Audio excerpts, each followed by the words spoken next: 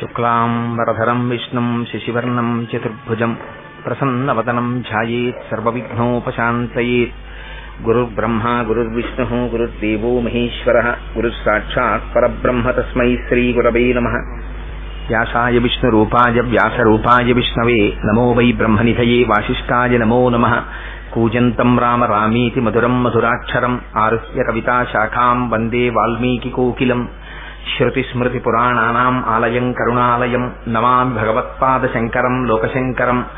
వాగర్ధావివ సంపృక్తౌ వాగర్ధ ప్రతిపత్తయే జగతః పితరౌ వందే పార్వతీపరమేశ్వరౌ. సూక్తిం సమగ్రేతున స్వయమేవ లక్ష్మీః శ్రీరంగరాజమహిషీమధురైఃకటాక్షైః. వైదగ్ధ్యవర్ణగుణగుంభనగౌరవైర్యాం కండూలకర్ణకుహరాः కవయోధయంతి. శాంతాకారం భుజగశయనం పద్మనాభం సురేశం విశ్వాకారం గగనసదృశం మేఘవర్ణం శుభాంగం. లక్ష్మీకాంతం కమలనయనం యోగిహృద్యానగమ్యం వందే విష్ణుం భవభయహరం సర్వలోకైకనాథం. మనోజవం మరుతతుల్యవేగం జితేంద్రియం బుద్ధిమతాం వరిష్టం వాతాత్మజం వనరయూధముఖ్యం శ్రీరామదూతం శిరసా నమామి. ఆపదామపహర్తారం దాతారం సర్వసంపదాం లోకాభిరామం శ్రీరామం భూయో భూయో నమామ్యహం. సింధూరారుణ విగ్రహాం త్రినయనాం మాణిక్యమౌళిస్ఫురత్తారానాయకశేఖరాం స్మితముఖీం ఆపీనవక్షోరుహాం పాణిభ్యాం అళిపూర్ణరత్నచషకం రక్తోత్పలం బిభ్రతీం సౌమ్యాం రత్నఘటస్థరక్తచరణాం ధ్యాయేత్ పరేదంబికాం. హరి ఓం. పరమేశ్వర స్వరూపమైన సభకి నమస్కారం. నిన్నటి రోజున శంకర భగవత్పాదాచార్య కృతమైనటువంటి సౌందర్యలహరి మీద ప్రసంగాల కార్యక్రమాన్ని ప్రారంభం చేసి మొదటి రోజు ఉపన్యాసంలో శివశక్త్యాయుక్తోది భవతి శక్త ప్రభవితం అన్న శ్లోకానికి అమ్మవారు పలికించినంత మేర వ్యాఖ్యానం చేసి ఉన్నాను. అయితే బ్రహ్మశ్రీ రాయవరపు మృత్యుంజయరావు గారు నాకు చాలా కాలం నుంచి వారి పరిచయమే. వారికి నేను పరిచయం అవడమే ఆలస్యం. ఎందుచేత అంటే వారి తండ్రి గారి యొక్క సంస్మరణార్థమని ఈ కార్యక్రమాలను నిర్వహిస్తున్నప్పుడు మొట్టమొదటిసారి శ్రీమాన్ శ్రీభాష్యం అప్పలాచార్య స్వామి వారు వచ్చి సూర్యకళామందిరంలో ప్రసంగాలు చేస్తున్నప్పుడు చూసి ఇంకా ఈ రోజులలో కూడా ఇంచుమించుగా తండ్రి గారు గతించినటువంటి 90-100 సంవత్సరముల తర్వాత తండ్రి గారు ఇచ్చిన ఆస్తిని సంస్కృతిని గుర్తు పెట్టుకుని తండ్రి గారి పేరు మీద కార్యక్రమాలు చేసేటటువంటి సంస్కృతి కలిగినటువంటి కొడుకులు బతికున్న రోజులా అని ఆశ్చర్యపోయాను నేను. అందుకని ఆయనంటే నాకు ప్రత్యేకమైన గౌరవం దాని గురించి. ఎందుకు అంటే మహానుభావుడు తండ్రిని జ్ఞాపకం పెట్టుకుని ప్రతి సంవత్సరం ఆయన పేరు మీద కార్యక్రమాలు చేస్తూ ఉంటారు. ఆ కారణం చేత వారి పట్ల నాకు ఉన్నటువంటి ఆ గౌరవం చేత ఈ సంవత్సరం సౌందర్యలహరి గురించి 4 మాటలు చెప్పవయ్యా కోటేశ్వరరావు అంటే తప్పకుండా చెప్తానండి అని ముందుకొచ్చాను. సరే, నిన్నటి రోజున శివశక్త్యాయుక్తో యది భవతి శక్త ప్రభవితం నచే దేవం దేవో నఖలు కుశల స్పందితుమపి అతస్త్వాం ఆరాధ్యాం హరిహర విరించాదిభిరపి ప్రణంతుం స్తోతుం వా కథమకృత పుణ్య ప్రభవతి. అమ్మా, బ్రహ్మ విష్ణువు రుద్రుడు వాళ్లే నీకు నమస్కరించాలంటే అంత క్లేశపడితే అంతగా వారికి పూర్వపుణ్య బలము కావలసి వస్తే ఇంకా నేను ఎంతటి వాణ్ణమ్మా అంటే శంకరులంతటి వారు కూడా సౌందర్యలహరి చేసే ముందు అమ్మవారి యొక్క అనుగ్రహం చేత మాత్రమే వాక్కుగా పలకగలిగారనేటటువంటి విషయాన్ని ఆవిష్కరించారు. ఆ తరువాత శంకర భగవత్పాదులు సౌందర్యలహరిలో చేసినటువంటి శ్లోకాలు అన్ని అద్భుతమే. కానీ కొన్ని శ్లోకాలకి ఒక ప్రత్యేకమైన స్థాయి ఉంది. ఎందుచేత అంటే బహుశः మన కోసమే అనుకుంటాను శంకరాచార్యులు వారు ఎక్కడా కూడా నేను అన్న మాట అనకుండా మాకు మాకు అన్న మాటలు ప్రయత్నపూర్వకంగా ప్రయోగించారు. అవి నిరంతరం అసలు ప్రార్థనా శ్లోకాలు. ఏ శ్లోకాన్ని చదువుకున్నంత మాత్రం చేత అమ్మవారి కటాక్షం మన యందు ప్రసరిస్తుందో, ఏ శ్లోకాలు సాక్షాత్తుగా ఆదిశంకరాచార్యుల వారి యొక్క శబ్దస్వరూపమై నిలబడ్డాయో అటువంటి పరమ పవిత్రమైన శ్లోకాలలో ఇవాళ ఒక శ్లోకంతో ప్రారంభం చెయ్యాలి అని అనిపించింది. అవిద్యానామంతస్తిమిర మిహిరోద్వీపనగరి జడానాం చైతన్య స్తబక మకరంద శృతిఝరి దరిద్రాణం చింతామణి గుణనిక జన్మ జలధౌ నిమగ్నానాం దంష్ట్రా మురరిపు వరాహస్య భవతి అంటారు శంకరాచార్యులు వారు ఆ శ్లోకంలో. అది ఎంత గొప్ప శ్లోకం అంటే అమ్మవారి యొక్క పాదముల మీద ఉండేటటువంటి ధూళిని వర్ణిస్తున్నారు. అమ్మా, నీ పాదముల మీద ఉన్నటువంటి ఒక ధూళికణాన్ని తీసి బ్రహ్మగారు తన శిరస్సు మీద వేసుకుని దాని వలన కలిగిన శక్తి చేత ఈ సమస్త సృష్టిని చేస్తున్నాడు. నువ్వు అంబాస్వరూపానివి, నువ్వు పరాశక్తి స్వరూపానివి. నీ అనుగ్రహం లేకుండా ఎవరు మాత్రం ఏం చేయగలరమ్మా? కదలిక కూడా జరగదు అమ్మవారి అనుగ్రహం లేకపోతే. అందుకే అయ్యా నేను శివహీనుణ్ణి అయిపోయానండి, నేను విష్ణుహీనుణ్ణి అయిపోయానండి అన్నారు. ఏమండి ఈ మధ్య మీరు కనపట్టలేదే అంటే శక్తిహీనుణ్ణి అయ్యానండి, మోకాళ్ళు నొప్పులు వచ్చి తిరగలేకపోతున్నానంటారు. అమ్మవారి అనుగ్రహం లోపల చైతన్యంగా పూర్ణంగా ప్రసరించినంత కాలమే ఎవ్వడికైనా శక్తి కలుగుతుంది. అందుకని శంకరులు అంటారు, అమ్మా నీ పాదముల మీద ఉండేటటువంటి ఒక్క పరాగ రేణువుని బ్రహ్మగారు కిరీటం మీద వేసుకుని సమస్త సృష్టి చేస్తున్నాడు. శ్రీ మహావిష్ణువు నీ పాదముల మీద ఉన్న ఒక్క పరాగ రేణువుని శిరస్సున భక్తితో ధరించి సమస్త బ్రహ్మాండములకు స్థితికారకుడయ్యాడు. రుద్రుడు నీ పాదముల మీద ఉండేటటువంటి ఒక పరాగ రేణువుని శిరస్సున ధరించి దాని చేత కలిగిన శక్తి చేత ఈ బ్రహ్మాండములను లయం చెయ్యగలుగుతున్నాడు. అలాంటి పాదములమ్మా నీ పాదములు. ఆ పాద పరాగ రేణువు శృతి సీమంత సింధూరీకృత పాదాబ్జ ధూళిక. అమ్మ గాయత్రీ స్వరూపమైనటువంటి శృతిమాత వచ్చి నీకు నమస్కారం చేస్తే అమ్మవారి యొక్క ఆ పాపటలో పెట్టుకున్నటువంటి సింధూరం వచ్చి అమ్మవారి యొక్క పాదముల మీద పడుతుందట, అంబ యొక్క పాదముల మీద. అటువంటి పాదాలమ్మ ఆ పాదాలు. ఆ పాదముల మీద ఉండేటటువంటి ఒక పరాగ రేణువు నాకెంత శక్తినివ్వగలదో తెలుసా అని శంకరులు అంటారు. అవిద్యానామంత స్థిమిర మిహిరోద్వీపనగరి. శంకరులకు శంకరులే సాటి. కేవలం ఈ శ్లోకాన్ని మీరు నేర్చుకుని ఎలా ఉచ్చరించాలో జాగ్రత్తగా నేర్చుకుని ప్రతిరోజు చదువుకున్నంత మాత్రం చేత అంత శక్తిని అమ్మవారి పాద రేణువుల నుండి పొందగలిగినటువంటి విధానాన్ని శంకరులు ఇవాళ సూచిస్తున్నారు. అవిద్యానామంత. అమ్మా అవిద్య ప్రయత్నపూర్వకంగా తెచ్చుకోక్కర్లేదమ్మా, తనంత తాను వచ్చేస్తుంది జన్మలో. మనిషి పుట్టగానే మొట్టమొదట వచ్చేదేమిటి అంటే అవిద్యే. విద్య అంటే తెలుసుకోవలసినది ఏది ఉందో దానికి విద్య అని పేరు. అందుకే వేదము అనేది విద్ అనే ధాతువులోంచి వచ్చింది. దేన్ని తెలుసుకుంటే ఇంకా మళ్లీ తాను పుట్టవలసిన అవసరం లేదో దానికి విద్య అని పేరు. మిగిలిన విద్యలు ఉంటాయి, కానీ ఆ విద్యలు దేనికి పనికొస్తాయంటే మనం ఎక్వైర్ చేసేటటువంటి క్వాలిఫికేషన్స్ అంటాం చూసారా, అవి కుక్షింభరత్వానికి పనికొస్తాయి, కడుపు నింపడానికి పనికొస్తాయి. ఆ తరువాత ఆత్మజ్ఞానం మనకు అవి పనికిరావు. ఆత్మజ్ఞానము ఇయ్యగలిగినటువంటి విద్య ఎక్కడ నుంచి వస్తుంది?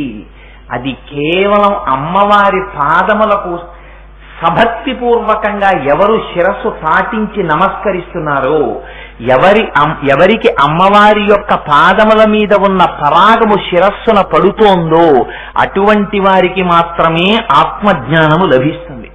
అందుకే ప్రహ్లాదుడు అంటాడు, చదివించిరి నన్ను గురువులు చదివితి ధర్మార్థ ముఖ్య శాస్త్రంబులునే చదివినవి కలవు పెక్కులు చదువులలో మర్మమెల్ల చదివితి తండ్రి అన్నాడు. నాన్నగారు నాకు గురువులు చెప్పడం ఎన్నో నేర్పారు. ఆ శాస్త్రాలు కాదు నాన్నగారు, నేను నేర్చుకున్నది చదువులలో మర్మం ఏదుందో, చదువుల చేత తెలుసుకోవలసినటువంటి పరాశక్తి తత్వం ఏదుందో, పరమాత్మతత్వం ఏదుందో అది నేను తెలుసుకున్నాను అంటాడు. ఆ అవిద్యానామంత. పుట్టగానే వచ్చేటటువంటి అవిద్య ఏమిటి? మనకి ఎప్పుడు మనకి తెలిసిన్నది ఏమిట్రా అంటే పుట్టిన దగ్గర నుంచి మరణించే వరకు శరీరముతో తాదాత్మ్యత. ఓ కోటేశ్వరరావు అంటే ఓయ్ అంటాం. ఎవరయ్యా కోటేశ్వరరావు అంటే నేనండి అంటాడు. ఏది కోటేశ్వరరావు? ఇది కోటేశ్వరరావు అని శరీరాన్ని చూపిస్తాడు. నిజంగా కోటేశ్వరరావు అనబడేటటువంటి వ్యక్తి కేవలం ఈ శరీరమా? ఈ శరీరమే కోటేశ్వరరావు అయితే ఈ నామము పెట్టక ముందు, ఈ రూపమును పొందక ముందు కూడా కోటేశ్వరరావు అనబడేటటువంటి జీవుడు తిరిగాడు. తిరగకపోతే అమ్మ కడుపులోకి ఎలా ప్రవేశించాడు? ఎవరు సప్త ధాతువులను చుట్టూ ఏర్పాటు జరిగింది? ఎవరి యొక్క అనుగ్రహం చేత పైకి తొయ్యబడ్డాడు? ఎవరు ఆవహించడం చేత జ్ఞానమంతా పోయి అజ్ఞానము కలిగి? ఎందుకు ఈ మాట అంటున్నానంటే మనం బయటికి రాగానే మనకి ఒక వాయువు వచ్చి పట్టుకుంటుంది. ఆ వాయువునకు శఠము అని పేరు. అమ్మ కడుపులో ఉండగా ప్రార్థన చేస్తాడు, స్వామి నాకు ఒక్కసారి శరీరాన్ని ఇవ్వయా, బయటికి వెళ్ళి నీ పాదపద్మములను సేవించుకుంటానంటాడు. బయటికి వస్తాడు అమ్మ కడుపులోంచి, శఠం వచ్చి పట్టుకుంటుంది. పట్టుకోగానే పూర్వజన్మ యొక్క స్మృతి పోతుంది, ఆ జ్ఞానము పోతుంది. కానీ ఎందుకు వచ్చాడో తెలుసుకోలేడు, ఇక పోతుంది. పోయి ఎంతసేపు ఇదే నేను అనేటటువంటి భావన బయలుదేరుతుంది. ఇది ఎక్కడి వరకు ఉంటుంది? చిట్ట చివరి వరకు ఉంటుంది. ఆఖరణ తాపత్రయం కూడా ఏమిటి? ఇది పోకూడదు, ఇది పోకూడదు, ఇది పోకూడదు. 1,000,000 మంది వైద్యులు కూడి వచ్చిన కాని మరణమయ్యడి వ్యాధి మాన్పలేరు. 1,000,000 మంది వైద్యులు వస్తే మాత్రం ఈ శరీరాన్ని ప్రతివాడు విడిచిపెట్టవలసినదే. జాతస్య హిద్రుహో మృత్యు ధ్రువం జన్మ మృతస్యత. ఎవరు మాత్రం దీంతో ఉండిపోదామంటే కుదురుతుంది? ఉండదు. కానీ మన అవిద్య ఎంత గట్టిగా పట్టుకుని ఉంటుందంటే దీంతో నేను ఉండిపోవాలి, దీంతో నేను ఉండిపోవాలి, దీంతో నేను ఉండిపోవాలి. ఇది ఉండదురా, ఇది ఉండదురా, మిగిలినవి నమ్ముతాడు. మీరు ఏది చెప్పండి, మీరు ఫలానా వారండి అని నేను చెప్పాను అనుకోండి, ఓహో వారా అండి నమస్కారం అని షేక్ హ్యాండ్ ఇస్తాడు. వెంటనే నమ్ముతాడు, వీరు చెప్తున్నవారు వారుట అని. అదే ఇది నువ్వు కాదురా అని సమస్త శాస్త్రములు ఘోషించనివ్వండి, ఇది నేను కాదుటండి, లోపల వేరే జ్యోతి ఉందిట, నానాఛిద్ర ఘటోదర స్థిత మహాదీప ప్రభాభాస్వరం జ్ఞానం యచ్యతు చక్షురాది కరణ ద్వారా బహిస్పందతే జానామీతి తమేవ భాంతమనుభాచ్యేతత్ సమస్తం జగత్ తస్మై శ్రీ గురుమూర్తయే నమగిదం శ్రీ దక్షిణామూర్తయే అంటారు శంకరులు. లోపల ఒక జ్యోతి వెలుగుతోంది, దాని యొక్క ప్రకాశం 9 రంధ్రాల్లోంచి కొడుతోంది. కన్నుల మీదకి ప్రసరిస్తోంది, కళ్ళు చూస్తున్నాయి. ముక్కులోకి ప్రసరిస్తోంది, ముక్కు వాసన చూస్తోంది. నాలుకలోకి ప్రసరిస్తోంది, నాలుక రుచి చూస్తోంది. ఆ దీపం ఒకనాడు బయటికి వెళ్ళిపోతుంది. దీపం వెళ్ళిపోయిందా 9 కన్నములు ఉన్నటువంటి కుండలో వెలుతురు పోతుంది. ఆ కుండ తీసి అవతల పారేస్తాడు. అలాంటిది లోపల ఒక జ్యోతి ఉందిరా, దీపం ఉండగా ఇల్లు చక్కబెట్టుకో, ఆ జ్యోతి ఉండగా అదెవరో తెలుసుకో, అది నువ్వు అని శాస్త్రం చెప్తుంది. కానీ మనం నమ్మం. మనం దీనితోటే తాదాత్మ్యత పెట్టుకుంటాం. ఎన్ని కోట్ల జన్మలెత్తండి ఇంతే తాదాత్మ్యత. లోపల ఉన్నటువంటి వస్తువును దర్శనము చేయించి అది చీకటి. ఏది చీకటి? అవిద్య చీకటి. ఆ లోపల ఉన్న జ్యోతి దర్శనము కానంతసేపు తాను చీకటిలో ఉంటాడు. ఆ గాఢాంధకారం ఎక్కడైతే ఉందో అక్కడే భయం ఉంటుంది. ఎందుకని? చీకటి. ఉన్న వస్తువు మీకు కనపడదు. కనపడదు కనుక ఏమో అది నాకు ప్రమాదాన్ని తెస్తుందేమో అని చీకటి అంటే భయం. అవిద్య కూడా చీకటి. ఎందుకని? లోపల ఉన్న వస్తువైనటువంటి ఆత్మని కనబడనీయక ఎన్నడూ ఉండనటువంటి వస్తువైన శరీరాన్ని చూపించి ఇది నువ్వు అని చెప్తోంది. అటువంటి అవిద్యని అమ్మవారు తీసేస్తుందిట. ఎప్పుడు తీస్తుంది? ఒక్కనాడు ఎప్పుడైనా అమ్మవారి పాదములకు శిరస్సు తగిలేటట్టుగా నమస్కరిస్తే, అమ్మవారి పాదములకు ఉన్నటువంటి ఒక పరాగ రేణువు వచ్చి శిరస్సున పడితే ఆనాడు అవిద్యానామంత తిమిర మిహిరోద్వీపనగరి. ఇక్కడ మనకి ఒక అనుమానం వస్తుంది. ఏమండి, శంకరాచార్యులు వారు సౌందర్యలహరి స్తోత్రం కదా చేస్తున్నది, శంకరులు జగద్గురువులు కదా, వారికి ఉపాసన తెలుసు కదా, పరమాత్మతత్వమైనటువంటి దాన్ని తీసుకొచ్చి ఇవాళ స్త్రీ స్వరూపంగా అమ్మవారిగా చెప్తున్నారు కదా. స్త్రీ స్వరూపమైన ఉపాసన చేసేటప్పుడు కేశాది పాదాది పర్యంతం చెయ్యాలి, కానీ పాదాది కేశాది పర్యంతం చేయకూడదు కదా. అమ్మవారిని ఉపాసన చేసేటప్పుడు, అమ్మవారి పూజ చేసేటప్పుడు తల నుంచి పాదాలకి రావాలి. అయ్యవారిగా చేస్తే పాదాల నుంచి తలకి వెళ్ళాలి. మార్పు వస్తుంది ఉపాసనలో. అందుకే వ్యాసుడు లలితా సహస్రనామ స్తోత్రం చేస్తే పైనుంచి కిందకు వచ్చారు. పురుషతత్వాన్ని చెప్తే కింద నుంచి పైకి పెడతారు. అంటే నిజంగా పరమాత్మ స్త్రీయా పురుషుడా?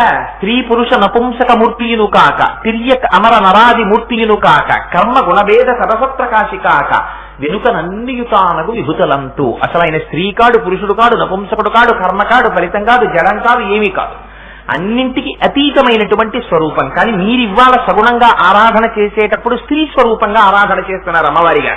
చేసినప్పుడు మరి కేశాది పాదాది పర్యంతం రావాలి. కానీ శంకరులు పాదములతో మొదలుపెట్టి పాదముల మీద ఉండేటటువంటి ధూళికణంతో ప్రారంభం చెయ్యొచ్చా? ఇక్కడ ఒక గొప్ప రహస్యం. మొదటి శ్లోకానికి కొంత ఇంకా కొనసాగింపుగానే ఇందులో ఒక రహస్యార్థం వెడుతోంది. శివ శక్త్యాయుక్తో యది భవతి శక్త ప్రభవితం. శివుడితో శక్తి కలిసి ఉంది. ఎలా కలిసింది? పాలు తెలుపులా కలిసిపోయి ఉంది అమ్మవారు, తేనె తీపిలా కలిసిపోయి ఉంది అమ్మవారు. ఇలా కలిసిపోయి ఉన్నప్పుడు మీరు శివపార్వతుల్ని వేరు చేసి చూపించండి, కుదరదు. అసలు ఆ మాటే నోటి వెంట రాకూడదు, ఉపాసనలో మనస్సులోకి వెళ్ళకూడదు. ఎప్పుడు చెప్పినా అమ్మవారి గురించి చెప్పితే అయ్యవారితో కలిసిన అమ్మవారినే ఉపాసన, అయ్యవారిని చెప్తే అమ్మవారితో కలిసిన అయ్యవారినే ఉపాసన చేసినట్టు, అంతే. ఇద్దరిని మీరు విడతీసి చెప్పలేరు. అది అర్ధనారీశ్వర స్వరూపం. శరీరం కూడా సగమైపోయి ఉంటుంది ఇద్దరిది. అలా ఉన్నప్పుడు శివుడా పార్వత? పార్వతీదేవి శివుడితో కలిసిపోయింది కాబట్టి శివుడే, శివుణ్ణి పార్వతీదేవితో కలిసిపోయింది కాబట్టి పార్వతే. అందుకని వాళ్ళిద్దరూ అర్ధనారీశ్వర స్వరూపం. అందుకని ఇప్పుడు పార్వతి శివుడితో కలిసిపోయినప్పుడు, కామేశ్వరుడితో కలిసిపోయినప్పుడు పైనుంచి కేశాది పాదాది పర్యంతం వస్తే దోషం ఎక్కడ వచ్చింది? రాలేదు. ఇది లోపల పెట్టుకుని ఉపాసనలో ఉండేటటువంటి రహస్యాన్ని లోపల పెట్టుకుని ఒకటి, బయటికి ఉన్నటువంటి గ్రంథరీత్యా అది ఆనందలహరిలో శ్లోకం. ఆనందలహరి అమ్మవారిని పాదాది కేశాది పర్యంతం వర్ణించలేదు, సౌందర్యలహరి వర్ణించింది. సౌందర్యలహరి వర్ణనకి వెళ్ళినప్పుడు కేశాది పాదాది పర్యంతం వస్తారు. ఆనందలహరిలో అమ్మ వైభవాన్ని మంత్రశాస్త్రపరంగా చెప్తున్నారు కాబట్టి పాదాది కేశాది పర్యంతం వెళ్ళడం దోషం ఉండదు. అందుకని శంకరులు ధూళికణంతో ప్రారంభం చేస్తారు. చేసి అంటారు, అవిద్యానామంత స్థిమిర మిహిరో ద్వీపనగరి. అమ్మ, నీ పాదముల మీద ఉండేటటువంటి ధూళికణం యొక్క స్థితి ఎటువంటిదో తెలుసా? తూర్పు దిక్కున సూర్యుడు ఉదయిస్తాడు. మీరు ఎప్పుడైనా కన్యాకుమారి క్షేత్రానికి వెళ్లి సముద్రపుటొడ్డున నిలబడి సూర్యోదయాన్ని వీక్షించారనుకోండి, సముద్రం మధ్యలో ఎక్కడో ఒక చిన్న ద్వీపం ఉన్నట్టు, అంటే ఒక చిన్న పట్టణం ఒకటి ఉన్నట్టు, అందులోంచి సూర్యుడు పైకొస్తున్నట్టు, బుద్ధ్యద్భాను సహస్రాభ చతుర్బాహు సమన్విత. శంకరాచార్యుల వారు ఈ మాట వెయ్యడం మన ఖాతలో ఉన్న రహస్యం ఏమిటో తెలుసా అండి? తిమిరమిహిరో ద్వీపనగరి. ఆ నగరంలోంచి, ఆ ఊర్లోంచి సూర్యుడిలా పైకొస్తుంటే సముద్ర మధ్యంలోంచి ముందు ఎర్రటి కాంతులు వస్తాయి. అమ్మవారికి లలితా సహస్రనామ స్తోత్రంలో 2 నామాలున్నాయి. సదోదిత, ఎప్పుడు ఎర్రడిది. తరుణాదిత్యపాటలా, అమ్మవారి ఎప్పుడు ఎర్రని కాంతితో ఉండే స్వరూపం. దాన్ని దృష్టిలో పెట్టుకుని శంకరులు అంటారు ఇక్కడ, తిమిరమిహిరో ద్వీపనగరి. చీకట్లను పోగొట్టగలిగినటువంటి సూర్యుడు సముద్ర మధ్యంలో ఉన్నటువంటి ఒక నగరంలోంచి పైకొస్తుంటే ఆ నగరం ఎలా ఉంటుందో, ఆ నగరం ఇంకా చీకటిగా ఉంటుందా? అలా ఉందమ్మా నీ పాదముల మీదున్న ధూళికణం. ఇక్కడ కొందరు అన్నారు, అదేమిటండి, అమ్మవారి పాదముల మీద ఉన్న ధూళికణం కదా ప్రకాశం ఇచ్చేది, జ్ఞానం. నగరి అని అక్కడికి తీసుకెళ్లి ఆ ఊరికి ప్రకాశాన్ని ఆపాదించడం ఏమిటి అన్నారు. అందుకని ఆ శ్లోకం 2 రకాలుగా పెడుతుంది. తిమిర మిహిరోద్దీపనగరి, దీపనకరి అని. మిహిర అంటే సూర్యుడు. సూర్యుడు వచ్చాడనుకోండి, చీకట్లు ఎక్కడ ఉంటాయి? సూర్యుడు వచ్చిన తరువాత ఇంక చీకటి ఉండదు. సూర్యుడు వచ్చాడా, చీకట్లన్నీ వెళ్ళిపోతాయి. అలా అమ్మవారి పాదముల మీద ఉండేటటువంటి పరాగ రేణువు ఒక్కసారొచ్చి శిరస్సుల పడిందా, లోపల ఉండేటటువంటి అజ్ఞానం అనేటటువంటి చీకట్లు విచ్చిపోయి ఆ తిమిర మిహిరోద్దీపనగరి, మిహిర్ని అంటే సూర్యుని యొక్క తేజస్సుని ఉద్దీపింపచేస్తుందిట. అంటే అమ్మవారి పాదములను పట్టి పట్టి పట్టి పట్టి మీరు పూజ చెయ్యగా చెయ్యగా చెయ్యగా చెయ్యగా ప్రతిరోజు ఆ తల్లి పాదములను పట్టగా, అందుకే శంకరాచార్యుల వారు మళ్ళీ పట్టడం ఎలాగో కూడా నాకు తెలియదు కదా అంటాడేమోనని మళ్ళీ శ్లోకాలు ఇచ్చారు. కదా కాలే మా సక్కదయ కలిత లక్తకరసం పిబేయం విద్యార్థి తవ చరణ నిర్ణేజన జలం అని ఆ పాదములను ఎలా తల మీద పెట్టుకున్నట్టుగా ఊహించుకోవాలో కూడా శంకరాచార్యుల వారు సౌందర్యలహరిలోనే కొన్ని శ్లోకాలు ఇచ్చారు. వాటిని అమ్మవారి పాదముల దగ్గరికి వచ్చిన రోజున నేను వివరణ చేస్తాను.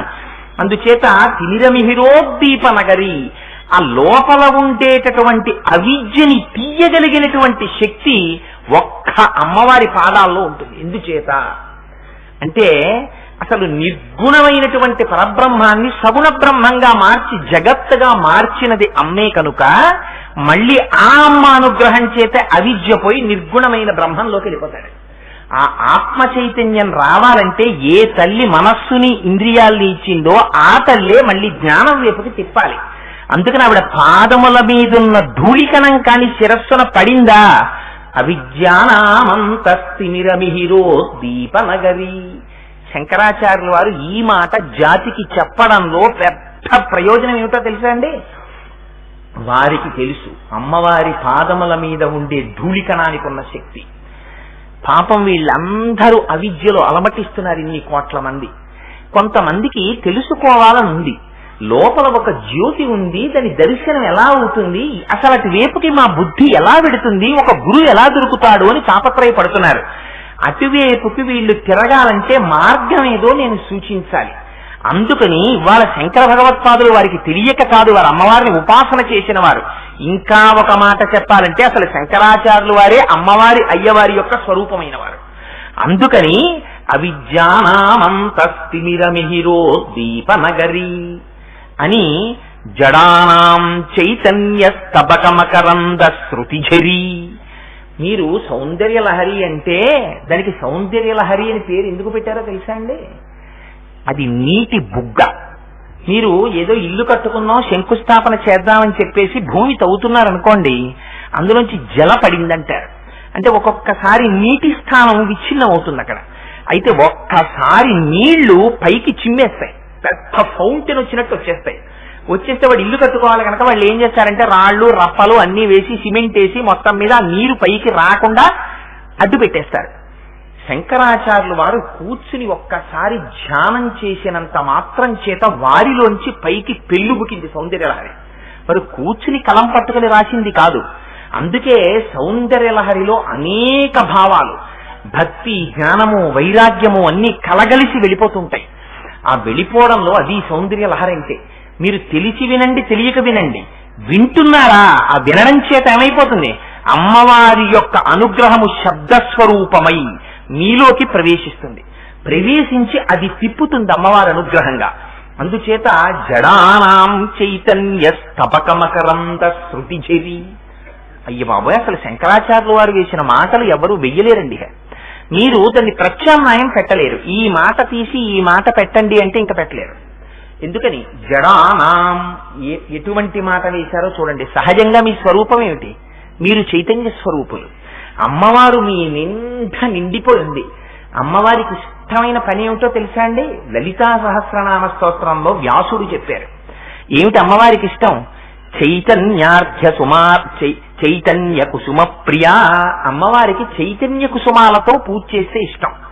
చైతన్య కుసుమాలంటే అరవిరిసినటువంటి, అప్పుడే విరిసినటువంటి పువ్వులు, వాడిపోతున్న పువ్వులు. చాలా మంది పూజ చేసేటప్పుడు నేను గమనిస్తుంటాను, ఇది దేవాలయాల్లో కూడా జరుగుతున్నటువంటి అపచారం ఇవాళ రేపు తెలియక. అందున అమ్మవారికి ఎర్రటి పువ్వు అంటే చాలా ఇష్టం. 8 సౌభాగ్య వస్తువుల్లో ఎర్ర పూలు ఒకటి.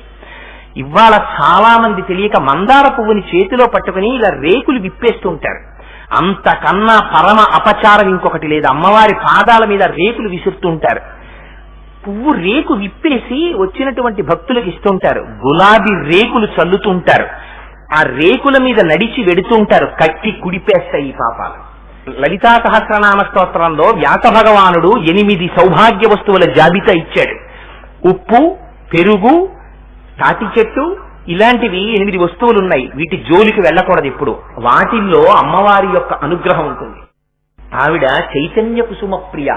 అరవిరిసినటువంటి పూల చేత మీరు పూజ చెయ్యాలి. మార్నింగ్ వాక్ వెళ్ళి అవతల వారి దొడ్లో ఉన్న పూల కొమ్మల్ని కర్రతో ఉంచి తెచ్చినటువంటి పువ్వులు అసహించుకుంటున్నావిడ. అవి కాదు. మీ ఇంట్లో ఉన్న ఒక్క పువ్వు మీరు వెయ్యండి. దేని కొరకు? మీరు ఎదుగుట కొరకు. పూజ ఎప్పుడు జ్ఞాపకం పెట్టుకోండి, బయట చేసినటువంటి పూజ LKG చదువుకోవడం లాంటిది, లోపల చేసినటువంటి పూజ PhD చేయడం లాంటిది. ఎందుకు ఈ మాట నేను అంటున్నానంటే, మీరు చేసేటటువంటి పూజ చేత మీరు ఎదగాలి. శంకరాచార్యులు వారు శివానంద లహరిలో చెప్తారు ఈ రహస్యాన్ని.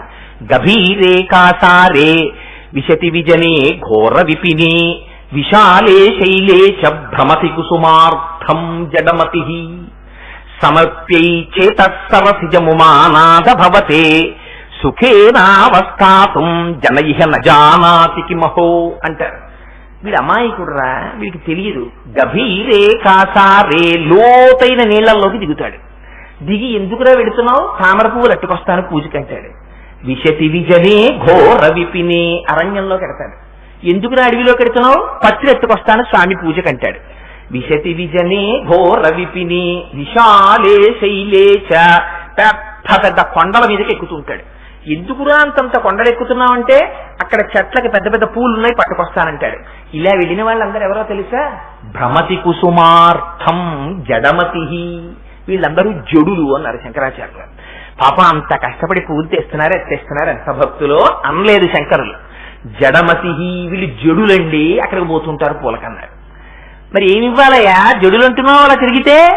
సమర్ప్యై చేతసరసిజముమానాథ భవతే, ఇక్కడుందిరా పువ్వు, నీ మనస్సు అనే పుష్పాన్ని తీసి అక్కడ పెట్టు, అది చైతన్యం అంటే. నీ మనస్సు సంకల్ప వికల్ప సంఘాతం, ఇది నిరంతరం నిరంతరం అమ్మవారి పాదముల నుంచి స్రవించేటటువంటి మకరందములు పానము చేసి మత్తెక్కిపోవాలి. అలా మత్తెక్కిపోయి ఆనందంతో విహరించేటటువంటి వాడికి నిద్ర ఎక్కడ వస్తుంది?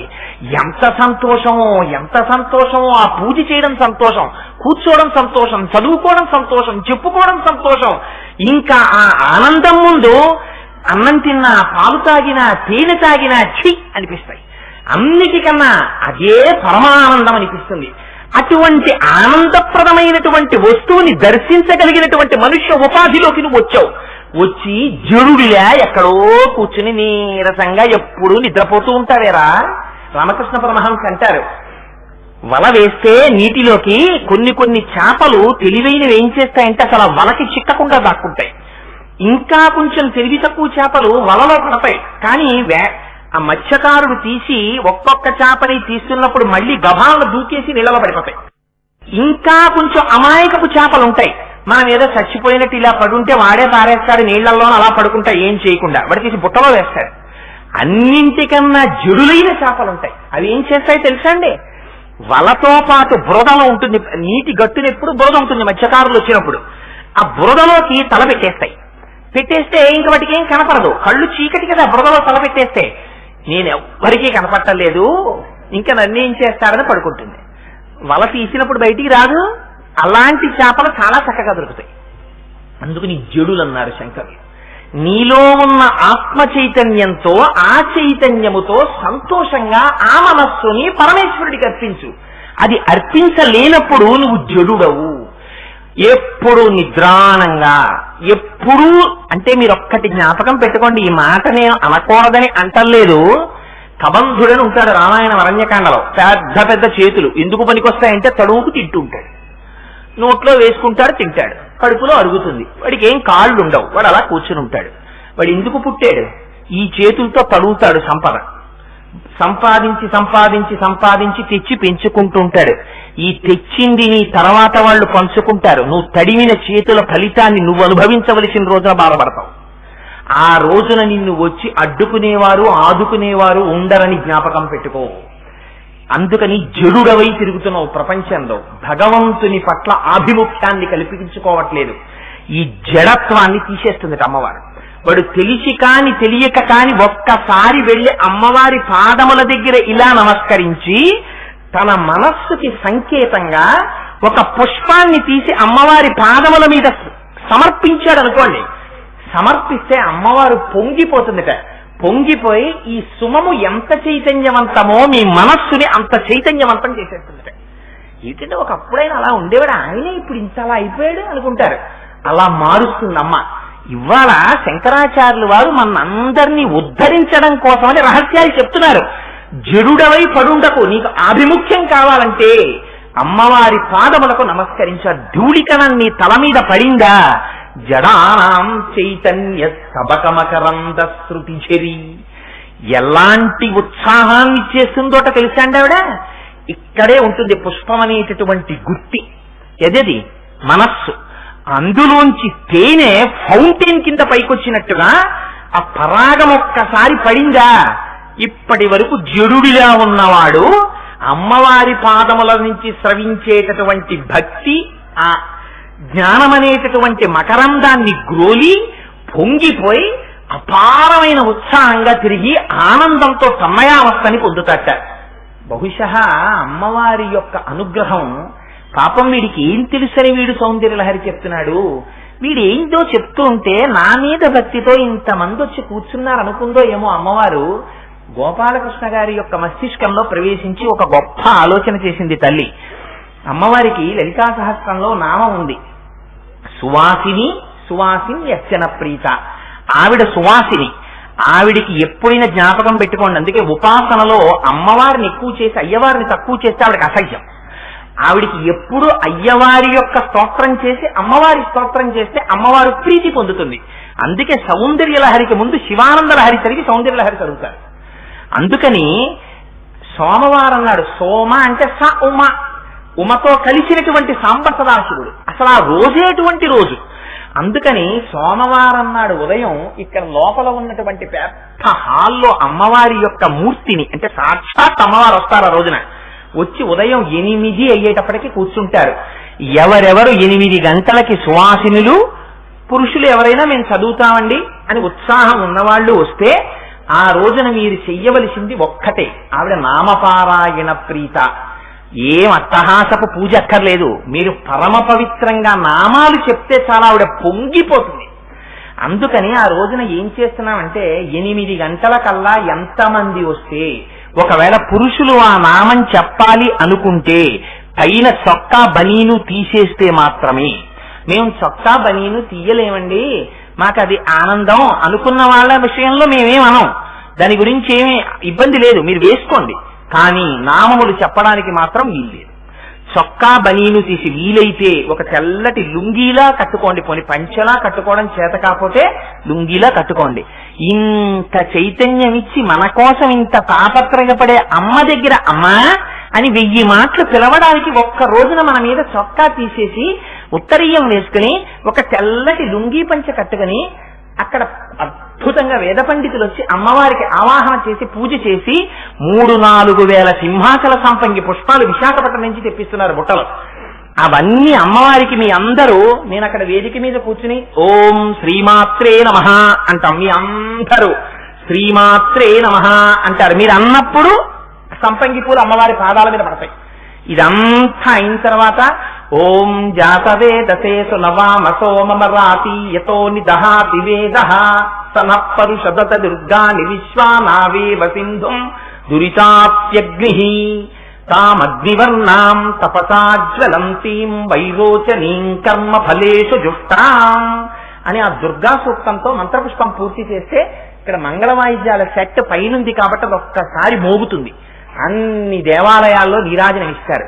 ఇచ్చి ఆ రోజు అమ్మవారి పాదముల మీద పడినటువంటి సంపంగి పూలు, సంపంగి పువ్వుతో అమ్మవారికి పూజ చేస్తే గొప్పతనం ఏమిటో రేపటి ఉపన్యాసంలో చెప్తాను, కబరీబంధం గురించి. ఆ సంపంగి పూలు అమ్మవారి పాదముల మీద పడ్డ పువ్వులు తీసి సువాసినులందరికీ ప్రసాదంగా ఇచ్చేస్తారు. అవి మీరు కబరీబంధం మీ యొక్క జటలో ధరించి చక్కగా ఇంటికి వెళ్ళవచ్చు. ప్రసాదం, అమ్మవారికి వస్త్రాలు. పాప గోపాలకృష్ణ గారు ఇంతమంది వస్తున్నారండి, వీళ్ళందరూ కూడా పూజ చేసుకునేటటువంటి అవకాశం కల్పించాలని వారు తాపత్రయపడి ఇవన్నీ ఏర్పాటు చేశారు. అందుకని సోమవారం నాడు మీలో ఆసక్తి కలిగిన వారు 8 దాటిన తర్వాత వచ్చిన వారు మాత్రం చూడడానికి కూర్చోండి, పూజలో నామాలు చెప్పడానికి వద్దు. 8 లోపల రాగలిగితే ఎంతమంది అకామిడేట్ అయితే అంతమంది లోపల కూర్చుని మనం చేద్దాం. ఎందుకని చైతన్య కుసుమ ప్రియ, మీరు వచ్చేటప్పుడు మీకు తోచినవి చక్కగా అరవిరిసిన పూలు, ఆ రోజు పూసినటువంటి పూలు, చక్కగా చైతన్యవంతంగా ఉన్నటువంటి పూలు 2 పూలో 3 పూలో ఎన్ని పూలు వీలైతే అన్ని పువ్వులు పట్టండి.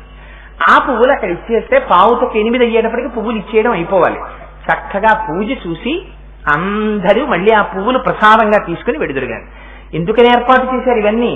ఏదో శ్లోకం చెప్పుకోవడం కాదు, ఆ శ్లోకం చెప్పుకున్నప్పుడు ఆ ఆనందాన్ని కూడా అనుభవింపచేసి అమ్మవారి అనుగ్రహం ప్రసరింపచెయ్యాలి అని వారికి ఆ భావన అమ్మవారు కల్పించింది. అందుచేత జడానాం చైతన్య తబకమకరంద శృతిఝరి దరిద్రాణం చింతామణి గుణనిక. దరిద్రులైన వారు ఉంటారు, ఏమండి అవిద్య నిజమే, మోక్షాన్ని పొందాలి, కానీ వాటి సంగతి అలా ఉంచండి, మాకు ఈ జన్మలో ఇప్పుడు కోరికలు తీరలేదు, మరి సంసారంలో ఉన్నాం కదా, మాకు దరిద్రం ఉంది, డబ్బు లేదు, బాధలు పడుతున్నాం, ఎన్నో కష్టాల్లో ఉన్నాం, మా కష్టాలు ఎలా తీరుతాయి అంటే శంకరులు దానికి మార్గం చెప్తున్నారు.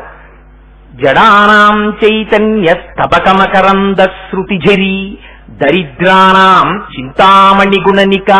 అమ్మవారట దరిద్రులైనటువంటి వారు కోరికతో వెళ్లి ఇలా అమ్మవారి పాదముల దగ్గర ఒక్కసారి నమస్కారం చేసి ఆవిడ పాదములకు పట్టిన పరాగములో ఒక ధూళికణం వచ్చి మీద పడితేక వాడి మెళ్ళో చింతామణి మాల పడిపోయినట్టే. ఎందుకని ఆ ధూళి కణం చింతామణుల యొక్క మాలతో సమానం.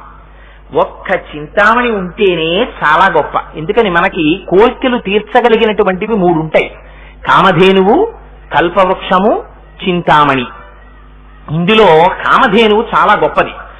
కల్పవృక్షం అంటే సాధారణంగా మనం దేవతల దగ్గర ఉంటుంది అని అనుకుంటాం. కల్పవృక్షములు మళ్ళీ 5గా ఉంటాయి. 1 కల్పవృక్షము, 2 మందారము, 3 పారిజాతము, 4 ఉన్న వాటిల్లో పారిజాతము, సంతానము, హరిచందనము అని 5 చెట్లు. ఈ 5 చెట్లు కల్పవృక్షాలే. ఈ 5 చెట్లు కూడా దేవతా వృక్షాలు. ఇవి కోరికలు తీర్చేటటువంటి చెట్లు. ఈ చెట్లు మీరు వెళ్లి ప్రార్థన చేస్తే అవి తమ చేతులలో ఉండేటటువంటి చిగురుటాకుల దగ్గర మీ కోరిక తీర్చగలిగినటువంటి ఫలితాన్ని మీకు అందిస్తాయి. ఇంకా చింతామణికున్న గొప్పతనం ఏమిటో తెలుసా అండి? అసలు చింతామణి ఎలా వచ్చిందంటారో తెలుసా? కొంతమంది అమ్మవారు ఉన్నటువంటి ఇంట్లో అమ్మవారిని తలుచుకుంటే కోరిక తీరుతుంది, ఆవిడ పాదములను స్మరిస్తే. అటువంటి తల్లి ఆ ఇంట్లో ఉండడం వల్ల ఆ ఇంటి ఇటకలకే ఆ గుణం వచ్చింది. అందుకని చింతామణి పాణిగ్రాహి అని పేరు పరమశివుడికి. అమ్మవారే ఓ పెద్ద చింతామణి. చింతామణి అంటే ఏమిటి? మీరు నోరు విప్పి చెప్పక్కర్లేదు. కల్పవృక్షం దగ్గరికి వెడితే మీరు నోరు విప్పి చెప్పాలి. చింతామణి దగ్గరికి వెడితే మీరు నోరు విప్పి చెప్పక్కర్లా, లోపల చింతిస్తారు మనస్సు చేత. నాకు ఈ కోరిక ఉంది స్వామి, నాకు ఈ కోరిక తీరితే బాగుండు, నీకు తప్ప ఎవరికి చెప్పనమ్మా, నువ్వు అమ్మవి అంటే అస్తమానం కోరికలు చెప్పమనే. నిజంగా అది చాలా సహేతుకమైన కోరిక అయితే ఒక పిల్ల అమ్మ దగ్గరికి వెళ్ళి కూర్చుని చెప్పుకున్నట్టు అరమరికలు లేకుండా మీరు అమ్మవారి యొక్క మూర్తిని పెట్టుకుని అది ఫోటో అని అనుకోకుండా అమ్మవారే నా ఎదురుగుండా కూర్చుందని అమ్మవారి పాదాల మీద తల పెట్టుకుని, అమ్మా నాకు ఈ కోరిక ఉందమ్మా, నువ్వు తప్ప ఎవరు తీరుస్తారమ్మా, నాకు ఈ కోరిక నువ్వు రక్షించాలమ్మా అని ప్రార్థన చేస్తే అమ్మవారి పాదములకు పట్టినటువంటి పరాగములో ఒక రేణువు తల మీద పడిందా, ఆ రేణువు ఎంత శక్తి కలిగిందంటే అది చింతామణి గుణనిక, చింతామణుల యొక్క మాలక. అది ఒక చింతామణి ఉంటేనే అంత గొప్ప అయితే అమ్మవారి పాదములకు పట్టినటువంటి పరాగములో ఒక రేణువు చింతామణుల యొక్క మాల. ఇంకా పాదములు ఎంత శక్తి కలిగినటువంటివి ఉంటాయి. శక్తికి స్థానమే అమ్మవారు. అందుకే అమ్మవారి పేరు శంకరాచార్యుల వారు మొట్టమొదటి శ్లోకంలో శివశక్త్యాయుక్తో శక్తి అని మాట్లాడారు. ఆవిడ రాశీభూతమైనటువంటి శక్తి స్వరూపం అమ్మ. అందుచేత అమ్మ దరిద్రాణం చింతామణి గుణనిక, జన్మ జలధౌ నిమగ్నానాం దంస్ట్రా మురరిపువరాహస్య భవతి. ఎవరు చెప్పగలరండి ఈ శ్లోకాలు? వెంటనే శంకరాచార్యుల వారికి చిన్న అసహ్యం వేస్తుంది. మళ్ళీ కోరికలు తీర్చుకోవడం, అమ్మవారి దగ్గరికి వెళ్ళడం మళ్ళీ చెప్పానా అనుకుని శంకరులు ఎప్పుడు జ్ఞానస్థాయిలో ఉండే వ్యక్తి. అందుకని వెంటనే శంకరులు అంటారు జన్మ జలధౌ నిమగ్నానాం. పుట్టడం చావడం, పుట్టడం చావడం, పుట్టడం చావడం, ఇది ఒక పెద్ద సముద్రం. ఇందులో ఎప్పుడూ మన పని అంతే. ఇక్కడ పుడతాడు, అక్కడ పోతాడు, అక్కడ పోతాడు, ఇక్కడ పుడతాడు. మనిషిగా పుడతాడు, మనిషిగా చస్తాడు. మనిషిగా చస్తే చాలా గొప్ప. మనిషిగా ఏం విడిచిపెట్టరు శరీరాన్ని. మనిషి నిజంగా మనీషిగా జ్ఞానాన్ని పొందితే వెళ్ళిపోతున్న శరీరానికి సాక్షి మాత్రంగా నిలబడతాడు. అలా ఏం వెళ్ళం కదా, ఇదే నేననుకుని తాదాత్మ్యత పొందేస్తే చిట్ట చివర ఈ శరీరమే నేనన్న భావన ఎంత దారుణంగా ఉండిపోతుందో తెలుసా అండి? అది పట్టుకుంటుంది శరీరాన్ని. పట్టుకుంటే ప్రాణ అపాన వ్యాన ఉదాన సమాన నాగ కూర్మ కృపణ ధనంజయ దేవదత్తములని 10 వాయువులు ఉంటాయి. 9 వాయువులు భటులు పాశం వేసి తీసినప్పుడు వెళ్ళిపోతాయి. ఒక్క వ్యానవాయువు అని ఉంటుంది, అది మాత్రం వెళ్ళదు. ఎప్పుడైనా రేట్ వస్తుందని కొనుక్కున్నటువంటి స్థలం పిచ్చిగడ్డి నిలిచిపోయినా సరే గోడ కట్టి దాచుకున్నట్టు ఇంకా దీన్ని అంటి పెట్టుకుని ఉంటుంది. దాన్ని తీసేసేవాడు ఎవరు తీసేస్తారో తెలుసా అండి? ఈ శరీరానికి పుట్టిన కొడుకు ఉంటాడు, వాడొచ్చి అంత్యేష్టి సంస్కారం చేసి 9 వెళ్ళిపోయాయిరా, ఇంకా పిచ్చాళ్ళ దీన్ని పట్టు కూర్చున్నావా, ఇది వికారం పొందేస్తోంది, దాంట్లో నువ్వు ఉండలేదు, ఇక దాన్ని మేము కూడా ఇంట్లో ఉంచాం, తీసేసాం, చూసావా ఇక్కడికి తీసుకొచ్చేసాం, దీన్ని కాల్చేస్తాం. ఇక బూడిదైపోతుంది, అందుకని ఇంక ఉండకు, ఇప్పటికైనా నా మాట విని వెళ్ళిపోమని మంత్రంతో సంస్కారం చేస్తాడు. అప్పుడు దిక్కు లేక వదిలేస్తాడు. అందుకని అదిగో అంత దౌర్భాగ్యంగా తిరుగుతున్నామే. జన్మ జలధౌ నిమగ్నానాం, పుట్టడం చావడం, పుట్టడం చావడం, అదే పని కింద పెట్టుకుని ఎన్ని కోట్ల జన్మలైపోయాయో ఇప్పటికీ. అందుకని గజేంద్ర మోక్షంలో అన్ని లక్షల కోట్ల భార్యలంటారు. ఎన్ని ఉపాధులు, ఎన్ని జన్మలో, ఎన్ని శరీరాలు, ఇప్పటికి ఎంతమంది భార్యలో, ఎంతమంది పిల్లలో వదిలేసి వచ్చేశాడు. కానీ నిజంగా పూర్వజన్మ బంధుత్వాలు తెలిస్తే ఎన్ని పందులు నా పిల్లలో, ఎన్ని కుక్కలు నా పిల్లలో, ఎన్ని పిల్లులు నా పిల్లలో, ఎన్ని చీమలు నా బంధువులో, ఏమో ఎన్ని ఉపాధులు దాటి వచ్చానో ఎవరికి తెలుసు. అందుకని కానీ ఏ జన్మకు ఆ జన్మ మరిచిపోతున్నాను కాబట్టి ఏ జన్మకు ఆ జన్మలోనే భార్య పిల్లలు అనుకోవడం, ఇది నా సంసారం, నా సంసారం, నా సంసారం. మచ్చిక వీరికెల్ల బహుమాత్రము చోద్యము, జీవి పుట్టుసున్ చచ్చుసునుండ చూచెదరు, తా చావకమానెడు వారి భంగి ఈ చచ్చిన వానికే ఇచ్చెదరు, ఇదెక్కడి చోద్యము. ఎచ్చట నుండి వచ్చిన చటికి పోవుట నైజము ప్రణికోటికి. దేవుడి వీళ్ళు చచ్చిపోయిన వాడిని పెట్టుకుని వీళ్ళేడుస్తారు ఎందుకు, వీళ్ళే ఉండిపోతారా అంటారు పోతన గారు భాగవతంలో. అందుకని ఆ జన్మ జలధౌ నిమగ్నానాం, ఇలా పుట్టి చచ్చి ఎన్నడూ అసలు ఇదేనా పుట్టి చచ్చిపోయేటటువంటి ఇది నేనా, లేకపోతే ఇంకేదైనా ఉందా లోపల, ఏది ఉండడం వల్ల ఇది తిరుగుతోంది, ఏది వెళ్ళిపోతే ఇది పోయిందంటున్నారు అని దాని వైపుకి వెళ్ళిన వాడు ఎవరైనా ఉన్నాడా, అలా వెళ్ళగలిగేటట్టు చెయ్యగలిగినది అమ్మవారు. అందుకని జన్మ జలధౌ నిమగ్నానాం, అందులో నిండా మునిగిపోవడం కూడా ఎలా మునిగిపోతాడో తెలుసా అండి. సంసారం అనేటటువంటి తేనె చూసి పెద్ద పళ్ళెల్లో తేనె పోశారనుకోండి, ముందు ఏదొస్తుంది, ఏగొస్తుంది, దిక్కుమాలి ఈగలు. ఆషాఢ మాసంలో చూడండి, వాడు అక్కడ దీపం వేసి నూనె వేసి ఒత్తులేసి దీపం పెట్టుకుంటాడు. వీడిగా సంధ్యావందనం చేసుకుని అగరత్తు పెట్టి దీపం వెలిగిద్దాం అనుకునేటప్పటికి అందులో 2 ఈగలు చచ్చిపోయి ఉంటాయి. ఎందుకని ఆ తేనె తాను తాగేదనుకుని తేనె ఆ ఈగ వచ్చి తేనెలో వాలుతుంది. ముందు 4-5 సార్లు చప్పరిస్తుంది తేనెని, అబ్బా చాలా బాగుంది చాలా బాగుంది అనుకుంటుంది. ఆ తర్వాత కడుపు నిండి వెగటొస్తుంది, అబ్బా ఈ తేనె వద్దు వెళ్ళిపోదాం అనుకుంటుంది. ఇక వెళ్ళగలదేంటి, అంటుకుపోయే కాళ్ళు, ఇక వెళ్ళలేదు, అందులోనే కొట్టుకుంటుంది. ఆ తేనెలోనే రెక్కలకి తేనె పట్టి బరువెక్కి తేనెలో మునిగి ప్రాణం వదిలేస్తుంది. అందరూ వెళ్ళారు కదా మనము వెడదామని చెప్పేసి పాపం వీడు సంసారంలోకి వస్తాడు. అందుకే వివాహము విచిత్రమైన బరువు తలవేసుకుంటాడు. ఎత్తుకుని అందులోనే మునిగిపోయి అందులోనే ప్రాణం వదిలేస్తాడు. అందుకే రామకృష్ణ పరమహంస ఒక అద్భుతమైనటువంటి విషయం చెప్తుండేవారు. సంసారము అంటే జన్మ జలధౌ నిమగ్నానాం అంటే ఎలా ఉంటారో తెలుసా అన్నారు రామకృష్ణుడు. పట్టుపురుగు తన నోటిలోంచే పట్టుదారాన్ని బయటికి విడిచిపెడుతుంది. విడిచిపెట్టి పాపం నేను ఎంత బాగా కట్టుకున్నానో పట్టుదారం అని చెప్పి పట్టుకాయ తన ఒంటి చుట్టూ కట్టుకుని ఆ కాయలో పడుకుంటుంది. వీడు రూపాయి దాచిపెట్టి ఆర్డీలు చేసి అవి చేసి ఇవి చేసి పెద్ద బిల్డింగ్ ఒకటి కట్టుకుని అబ్బా నా ఇల్లని మురిసిపోతుంటాడు. మురిసిపోయి ఇల్లంతా నాది అంటాడు. పట్టుపురుగు దారాన్ని తన చుట్టూ కాయగా చేసుకుని పట్టుపురుగు అందులో నిద్రపోతుంది. అలిసి సంపాదించి వీడి శరీరము కూడా జర్జరీభూతమవుతుంది. ఒకనాడు పడుకోవాలి, ఏదో ఒక చోట పడుకుంటాడు. పడుకున్నవాడి మీద ఆసక్తి కాదు, పడుకున్నవాడు కట్టిన దాని మీద ఆసక్తి ఉన్నవాడు ఉంటాడు. వాడు వీడిని జాగ్రత్తగా తీసి ఇల్లు ఎలా పొందాలో చూస్తాడు. దుష్ట నక్షత్రంలో వాడు వెళ్ళిపోతుంటే వాడు కట్టుకుని ఇల్లు రా పోన్లేదు 6 నెలలు పోతే పోయింది అనడు, సాపేసి బయట పడుకోబెడతాడు. వాడు దీని బతుకు నువ్వు కట్టుకున్న ఇంటిది. అందుకని అదిగో అలాంటప్పుడు ఈ దారం మీద ఆశ ఉన్నవాడు ఉన్నాడు. వాడికి లోపలున్న పురుగుని పైకి తీయడానికి కాయని కోస్తే దారాలు తెగిపోతాయి. ఇల్లు పాడవకూడదు, దారం కావాలి, పురుగు అక్కర్లేదు. దీన్ని వాడేం చేస్తాడు, నీళ్లు మరగబెట్టి ఈ కాయలు తీసుకెళ్లి మరుగు నీళ్లలో పారేస్తే దారానికి ఏమవుదు, లోపలున్న పురుగు మంచి నిద్దట్లో ఉంటుంది. ఉండేటప్పటికి మరుగు నీళ్లు లోపలికి వచ్చేస్తాయి. తను కట్టుకున్న ఇంట్లో తానే బందీ అయిపోతుంది, బయటికి వెళ్ళలేదు. వెళ్ళలేక గిల్ల కొట్టుకుని అందులోనే ప్రాణం విడిచిపెట్టి లోపలే శరీరం కూడా ఉడికిపోయాక వీడి కాయలన్నీ బయటికి తీసి రాట్నం మీద పెట్టి గిర్ర తిప్పుతాడు. ఎంతసేపు, ఈ దారం అంతా ఇటువైపుకి వచ్చేసే వరకు. ఆ తర్వాత అందులో చచ్చిపోయిన పురుగు వంక కూడా ఇలా కృతజ్ఞతగా చూడడు. అయ్యో నీ నోట్లోంచి వచ్చిన దారమే, దానివల్లే నువ్వు చచ్చిపోయావు అని అనడు. తీసి అవతల పారేస్తే కాకి ఎత్తుకుపోతుంది. సంసారం మగ్నుడైన వాడంతే అలాగే వెళ్ళిపోతున్నాడంటారు రామకృష్ణ పరమహంస. సంపాదిస్తున్నావు, తిరుగుతున్నావు, సంపాదిస్తున్నావు, కోట్లు కూడబెడుతున్నావు, లక్షాధికారైన లవణమన్నమె కాని మెరుగు బంగారం భూమింగబోడు.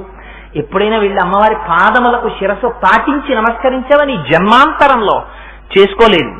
కానీ అటువంటి వారు కూడా ఒక్కసారి వెళ్ళి ఆ అమ్మ పాదములకు ఇలా నమస్కరించాడా భక్తితో, ఆ పరాగమునకుండే శక్తి ఏమిటోట తెలుసండి. అది కాని పడిందా, జన్మజలధౌ నిమగ్నానాం దంస్ట్రా మురరిపువరాహస్య భవతి.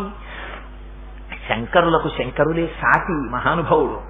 లోపల పడిపోయిన వాడు ఎలా ఉంటాట, నిజంగా దర్శనం చూడండి వారిది. హిరణ్యాక్షుడనో రాక్షసుడు ఉండేవాడు. వాడు భూమిని అంతటి చాప చుట్టినట్టు చుట్టేశాడు. అదో అల్లరి, అంతా బంది చేసేసుకోవాలని. కనపడ్డవన్నీ కొనేస్తాడు, కనపడ్డవన్నీ దాచేస్తాడు, బ్లాక్ మనీ చేసేస్తాడు, పట్టుకెళ్ళిపోతాడా ఇవన్నీ. హిరణ్యాక్షుడు అంటే ఎక్కడ ఉంటాడు, ఇక్కడే ఉంటాడు. అన్ని చుట్టి ఎవరికీ కనపడకుండా సముద్రంలో దాచాడు తీసుకెళ్లి. చేస్తే శ్రీ మహావిష్ణువు ఆ భూమిని పైకి తీసుకురావాలనుకున్నాడు.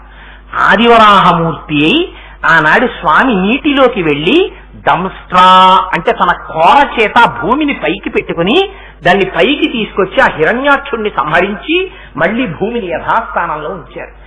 అలా సంసారమునందు పడిపోయి కొట్టుకుంటున్న వాణ్ణి, అందులో తేనెలో వాలి ప్రాణం పోగొట్టుకుంటున్న ఈగని ఎవడో దయాళు అయిన వాడు అమ్మవారి పాదముల మీదున్న పువ్వులన్నీ నిర్మాల్యం తీసేసి, అయ్య దిక్కుమాలిన ఈగ, అభిషేకం చేద్దాం అనుకున్న తేనెలో పడి చచ్చిపోతున్నావా అని ఆ పువ్వుకున్నటువంటి ఒక ముచికతో ఆ ఈగని ఇలా పైకెత్తి పక్కన పారేశాడు అనుకోండి. అంత గబుక్కునేం ఎగరలేదు. అంత సంసారంలోంచి ఇంకా భావన బయటికి వచ్చేది. ఆ కాళ్ళు కొట్టుకుని చేతులు కొట్టుకుని ఈలోగా ఎవరో తొక్కేయకుండా ఉంటే ఆ తేనంతా అట్టల కట్టి ఆరిపోతే అప్పుడు మెల్లిగా ఎగురుతూ వెడుతుంది. అమ్మో తేన్లో మునిగిన ఈగ అని బల్లి చూసిందో మళ్ళీ పోయినట్టే. అందుకని ఇన్ని దాటాలి మనం. అంటే సంసారములోంచి బయటికి వచ్చినా మళ్లీ గ్రహించడానికి ఇంకోటి సిద్ధంగా ఉంటుంది. అందుకని అంత తేలికేం కాదు పరమాత్మ వైపు నడవడం. అందుకని ఇవాళ శంకరులు మనకు ఒక తేలిక మార్గం చెప్తున్నారు. నువ్వు ఎక్కడ చేస్తావు ఇవన్నీ, నువ్వు చేయలేవు కలియుగంలో. అందుకని ఆ తల్లి పాదములు నమ్మి ఒక్కసారి ఇలా నమస్కరించు. ఇది సౌందర్య లహరి అంటే. ఇంకింతకన్నా సౌందర్యం జీవితంలో ఏముంటుందండి? ఇది సౌందర్యం అంటే. అందుకని ఆ అమ్మ పాదముల మీద ఉన్న పరాగ రేణువు శ్రీ మహావిష్ణువు యొక్క దంస్ట్రా అంటే కోర లాంటిదిట. ఆదివరాహమూర్తి కోరతో భూమిని పైకెత్తినట్లు సంసారమునందు పడిపోయిన నిన్ను అమ్మ పైకెత్తి తన వైపుకి తిప్పుకోగలదు, తనలో కలుపుకోగలదు, శివుడిలో కలపగలదు. అయితే ఇక్కడ మీకు ఒక్క రహస్యం చెప్పాలి. ఏమి మాట చెప్పేటప్పుడు శంకరాచార్యులు వారు అక్కడ జన్మజలధౌ నిమగ్నానాం దంస్ట్రా మురరిపువరాహస్య భవతి ఏమిటి? హిరణ్యకశిపుడికి రిపు అంటే శత్రువు, హిరణ్యాక్షుడికి రిపుడు ఆయన, మురా అనేటటువంటి రాక్షసుడికి శత్రువు ఆయన. మురని చంపినవాడెవరు? శ్రీకృష్ణ భగవానుడు చంపాడు. శ్రీకృష్ణ భగవానుడు నరకాసురుణ్ణి, నరకాసురుడికి తోడుగా వచ్చినటువంటి మురా అన్న రాక్షసుణ్ణి కృష్ణుడు సంహరించాడు. కానీ ఇక్కడ ఎవరి గురించి చెప్తున్నారు మీరు? ఆదివరాహమూర్తి గురించి చెప్తున్నారు. ఆదివరాహమూర్తికి ఎవరు శత్రువు? హిరణ్యాక్షుడు. హిరణ్యాక్షునికి శత్రువు అయిన వాడు అనాలి కదా. అలా అనకుండా మురరిపువరాహస్య భవతి ఏమిటి? ఆదివరాహమూర్తిని తీసుకెళ్లి మురా అనే రాక్షసుడికి శత్రువు ఎవరు? కృష్ణుడిగా చెప్తున్నారు. నిజమే, ఆదివరాహమూర్తోటి కృష్ణుడోటి ఇంతమంది ఉంటారేంటి? వేదోద్ధారణ, మందరాభరణ, పృథ్వీధర్మ నిర్మాణ, ప్రహ్లాదత్రాణ, బలిప్రతారణ, నృపాహంకార నిర్వాపన, వైదేహీరమణ, ధనంజయ జయ వ్యాపార పారీణ, శోణీ దివ్యతరుణ, సమోహరణ, తండ్రి వెంకటేశ ప్రభో అన్నీ ఆయనే అయినప్పుడు మురరిపువరాహస్య భవతి. ఆ ఆదివరాహమూర్తి యొక్క కోర అని చెప్తూ ఆదివరాహమూర్తిలో శ్రీకృష్ణ దర్శనం చేశారు. మురరిపువరాహస్య భవతి, మురా అనే రాక్షసుడికి శత్రువు అన్నారు. నిన్న పరిపూర్ణానంద సరస్వతి స్వామి వారు అనుగ్రహ భాషణం చేస్తూ మాట అన్నారు. మహాభారతానికి గొప్పతనం శ్రీకృష్ణ పరమాత్మ ఉండడమే అన్నారు. శంకర భగవత్పాదులకి కూడా శ్రీకృష్ణ భగవానుడంటే ఎంత ఇష్టమో చూడండి. రసోవై సహా, కృష్ణుడంటే రాశీభూతమైనటువంటి జ్ఞానము. కృష్ అంటే నిరతిశయ ఆనంద స్వరూపుడు. జన్మజలధౌ నిమగ్నానాం, పుట్టి చచ్చేవాడిని పైకెత్తితే ఎక్కడికెడతాడు? పుట్టుక నుంచి చావు నుంచి విడివడితే మోక్ష పదవిని పొందుతాడు. మోక్ష పదం అంటే ఏమిటి? నిరతిశయ ఆనంద స్వరూపి తానే అయి కూర్చుంటాడు. అహం బ్రహ్మాస్మి స్థాయిని చేరుతాడు. అలా ఎత్తగలిగినటువంటి కోర అయితే ఆనందాన్ని ఇచ్చిన గురుస్వరూపం అది తేలికగా ఏమీ లేనటువంటి వాళ్ళకి ఏమీ తెలియని వాళ్లతో కలిసిపోయి మమేకమై, ఏమిటండి ఈయన భగవానుడా అని బ్రహ్మగారికి అనుమానం వచ్చేసింది. ఇటు కృష్ణుడు ఏమిటండి వాళ్ళతో కలిసి అసహ్యంగా చద్దన్నం తింటున్నాడు, పోని ఎవరో పెట్టినటువంటి పోని వేడివేడి అన్నం తీసుకొచ్చి స్వాహ అని నోట్లో కూడా వెయ్యట్లేదు, చద్ది ముద్దలు కూర్చుని తిండమా అని బ్రహ్మగారంతటి వారికి అనుమానం వచ్చింది. యాగభోక్త కృష్ణుడు అమరులు వెరగొంద శైశవంబు మెరసి చల్ది కుడిచే అన్నారు పోతన గారు. అంతగా అందరితో కలిసిపోయినటువంటి స్వభావం కాబట్టి అదిగో అమ్మా ఆ కృష్ణుడున్నాడే, ఆనాడు భగవద్గీత చెప్పాడు, ఆనాడు జ్ఞానం ఇచ్చాడు, ఆనాడు నమ్ముకున్న అర్జునుడిని ఉద్ధరించాడు, గోపకాంతల్ని ఉద్ధరించాడు, గోపాల బాలను ఉద్ధరించాడు. మేము కూడా అంతకన్నా గొప్ప ఏం కాదమ్మా, మేమందరం అజ్ఞానంలో ఉన్నాం, పశువుల్ని మేపుకుంటున్నాం, పాశములతో కట్టేసుకున్నాం, పశువుల లాంటి స్థితిలో ఉన్నాం, మమ్మల్ని ఎవరు కాపాడతారమ్మా? అదిగో ఆనాడు కృష్ణుడు ఎలా అందరిలో మమేకమై కాపాడాడో, ఎలా జ్ఞానం ఇచ్చాడో, అలా నువ్వు కూడా నీ పాద పరాగ రేణువు అంతటి శక్తి కలిగినదై జన్మజలధౌ నిమగ్నానాం దంస్ట్రా మురరిపువరాహస్య భవతి అయి ఉన్నది. అంటే మురా అనే రాక్షసుడికి శత్రువైనటువంటి కృష్ణుణ్ణి తలుచుకుంటూ ఆదివరాహమూర్తిని ఆరోపణ చేయడం, ఆదివరాహమూర్తి యందు శ్రీకృష్ణ భగవానుని దర్శనం చేయడం, ఆయన యొక్క కోరచేత ఉద్ధరింపబడిన భూమిలా జనన మరణ చక్రమునందు తగులుకున్నటువంటి మమ్మల్ని నీ పాద పరాగ రేణువు ఉద్ధరించాలి. అందుకని అమ్మా అది తప్ప మాకేదుందమ్మా దిక్కు, మమ్మల్ని ఉద్ధరించవా అని అమ్మ పాదములకు శిరస్సు తాటించి నమస్కరిస్తే ఆ సన్నివేశాన్ని తెలిసినా తెలియకపోయినా ఒక్కసారి, అందుకే శంకరులు అలాంటి పాద పరాగ రేణువు నా శిరస్సు మీద పడాలని శ్లోకం రాసుకోలేదు. ఆయన ఏమని రాశారు? అందరూ దీన్ని చదువుకోవచ్చు, అలా రాశారు ఆ శ్లోకాన్ని. అందుకని ఏమవుతుంది, మీకు తెలియక్కర్లేదు, మీరు రోజు ఆ శ్లోకాన్ని పట్టుకుని తప్పులు లేకుండా అవిద్యానామంతస్తిమిరమిహిరో ద్వీపనగరి జడానాం చైతన్య స్తబకమకరంద శృతిఝరి దరిద్రాం చింతామణి గుణనికా జన్మజలధౌ నిమగ్నానాం దంస్ట్రా మురరిపువరాహస్య భవతి అన్నారనుకోండి, పొంగిపోతుందమ్మ. అబ్బా, ఆనాడు శంకరులు చేసిన స్తోత్రాన్ని వీడు మళ్ళీ నా దగ్గర చెప్పుకుంటున్నాడు రా, వీడిని నేను ఉద్ధరించకపోతే ఎవరు ఉద్ధరిస్తారు అని పొంగిపోతుందిట.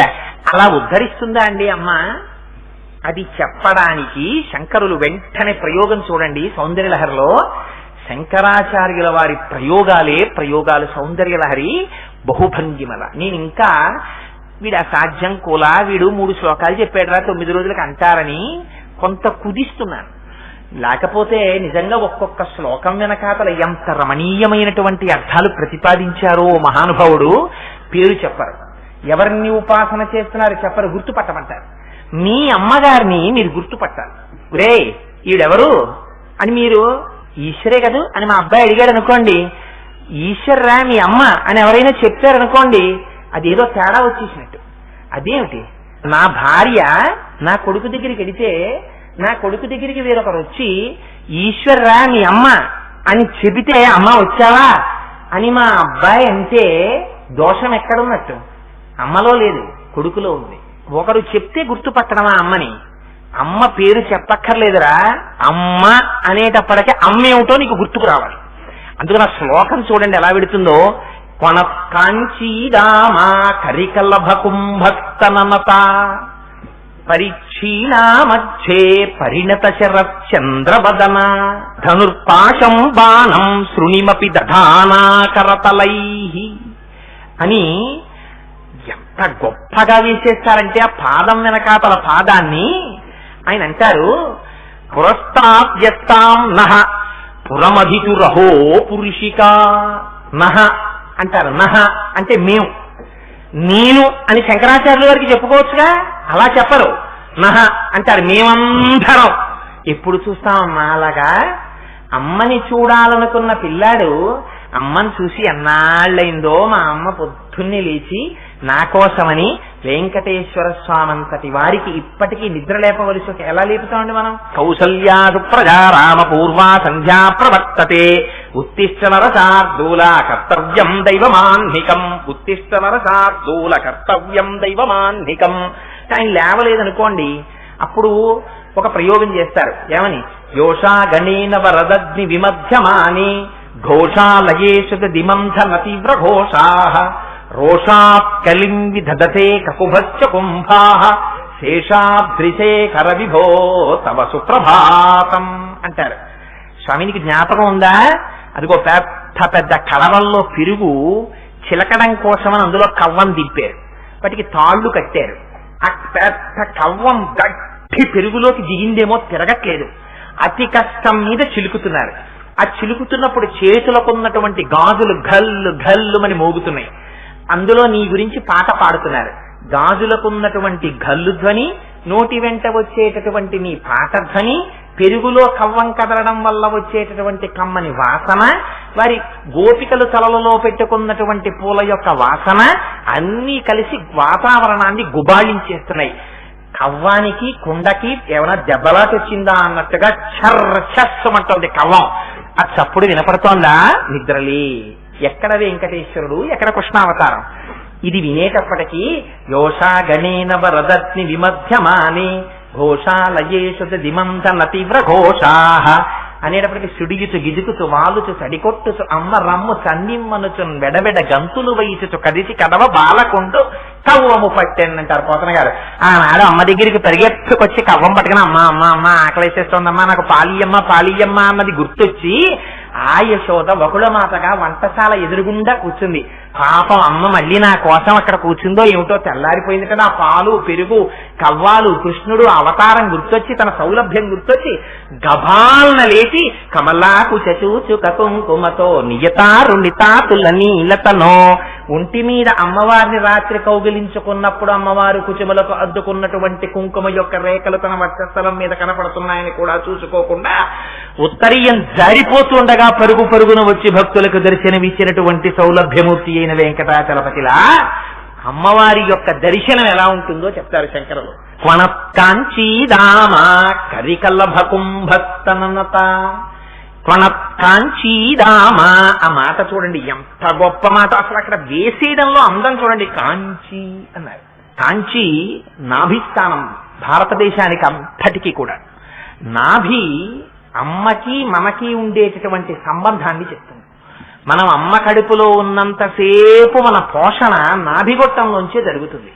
బయటికి వచ్చిన తరువాత నాభి కోసేస్తారు, బొడ్డు కోసేస్తారు. బొడ్డైతే కోసేస్తారు, కానీ అమ్మకి మనకి ఉండేటటువంటి సంబంధాన్ని, హృదయంలో ఉన్న బంధం ఎక్కడికి పోతుంది?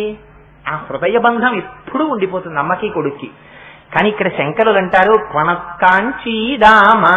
అమ్మా పేరేమైనా చెప్పారా? అమ్మకి పేరు చెప్పడం ఏంటంటే అమ్మని అమ్మగా గుర్తుపట్టేయాలి మీరంతే. ఇది శంకరాచార్యుల వారి యొక్క ప్రతిపాదన. అందుకని పేరేం చెప్పరు. ఈ శ్లోకమంతా విని మీరు చెప్పాలి ఆవిడెవరో పేరు. ఇది సౌందర్యలహరి అంటే. ఎందుకని ఇక్కడ ముద్ర పడిపో ఉంటుంది అమ్మ. ఇలా ఎక్కడో వాడెవరో ఇలా పెట్టుకుంటుంటే ఏంటంటే మా అమ్మగారి ఫోటోలో ఉందండి అనగలగాలి నువ్వు అంతే. శ్లోకం చెప్తారు, పేరు చెప్పరు. మీరు చెప్పాలి పేరేమిటో. అన్ని అమ్మ పేర్లే, కానీ ఇలా అమ్మెవరో సౌందర్యలహరిలో చెప్తున్న మాయకి ఆవిడెవరో మీరు గుర్తుపట్టాలి, ఆయన చెప్పరు పేరు.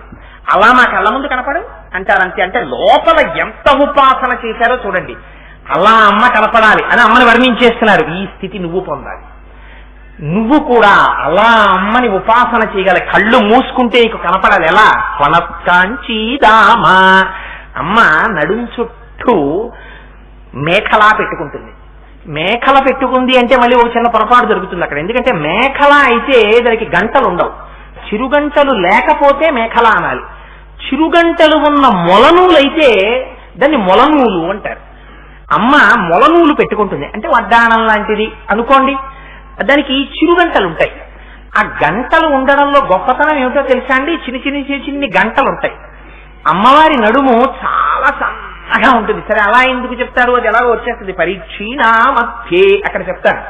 కొనకాంచీదామా. ఆ చిరుగంటలతో కూడుకున్నటువంటి మొలనూలు కలిగినటువంటి అమ్మట అమ్మా అని పిల్లాడు వస్తున్నాడు అనుకోండి, అమ్మ ఏం చేస్తుంది? అమ్మో వీడు వచ్చాడండి, అమ్మయ్యా వీడు వచ్చాడు అని పిల్లాడిని చూడగానే సంతోషంగా లేస్తుంది. లేవగానే మీరు కొనత్తాంచీదామా అనగానే మీకు ఏం వినపడాలి చెవులో? అమ్మ లేవగానే, లేకపోతే అమ్మ ఓయ్ శంకరా వచ్చావా అని కొనత్తాంచీదామా అని తలుచుకోగానే అమ్మ ఇలా కదిలిందా, అమ్మవారికి ఉన్నటువంటి మొల నూలు కదులుతుంది. కదిలితే టింగ్ టింగ్ టింగ్ టింగ్ అని గంటలు మోగుతాయి. ఆ గంటల ధ్వని మీ చెవిలో పడాలి. ఈ లోపల దర్శనం ఈ చెవికి మీకు ఒక ధ్వనిని అందించాలి. ఇలా అందిస్తుంటే మీకు దర్శనం అవుతోందని గుర్తు.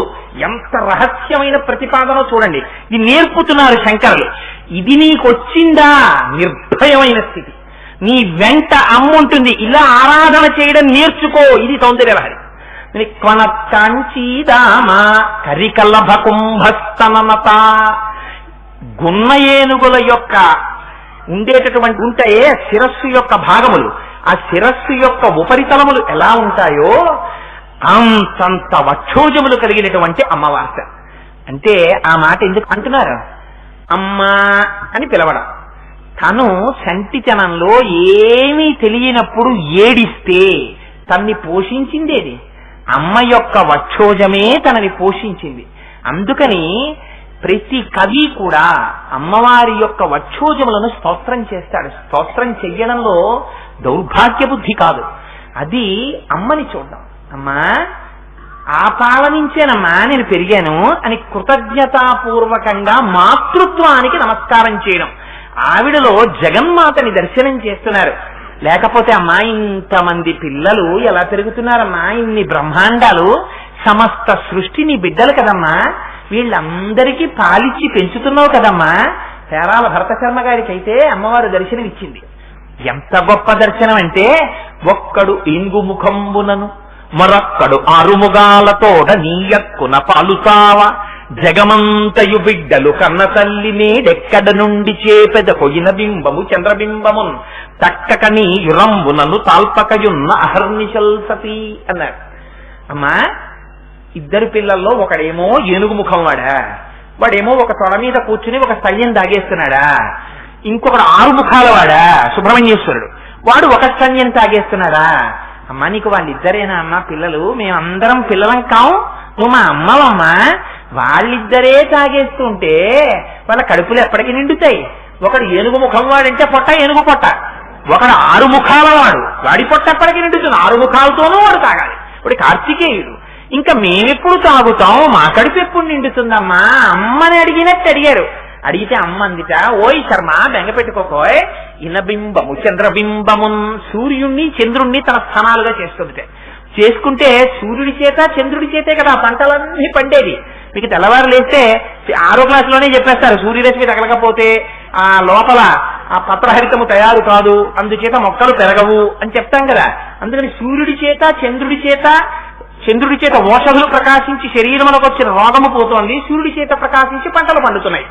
అందుకని సూర్యచంద్రుల్ని స్థనములుగా పెట్టుకుని సమస్త జగత్తుని పోషిస్తున్న తల్లివమ్మ అని చెప్పడానికి కరికల్లభ కుంభస్తనత పరిక్షీణా మధ్యే.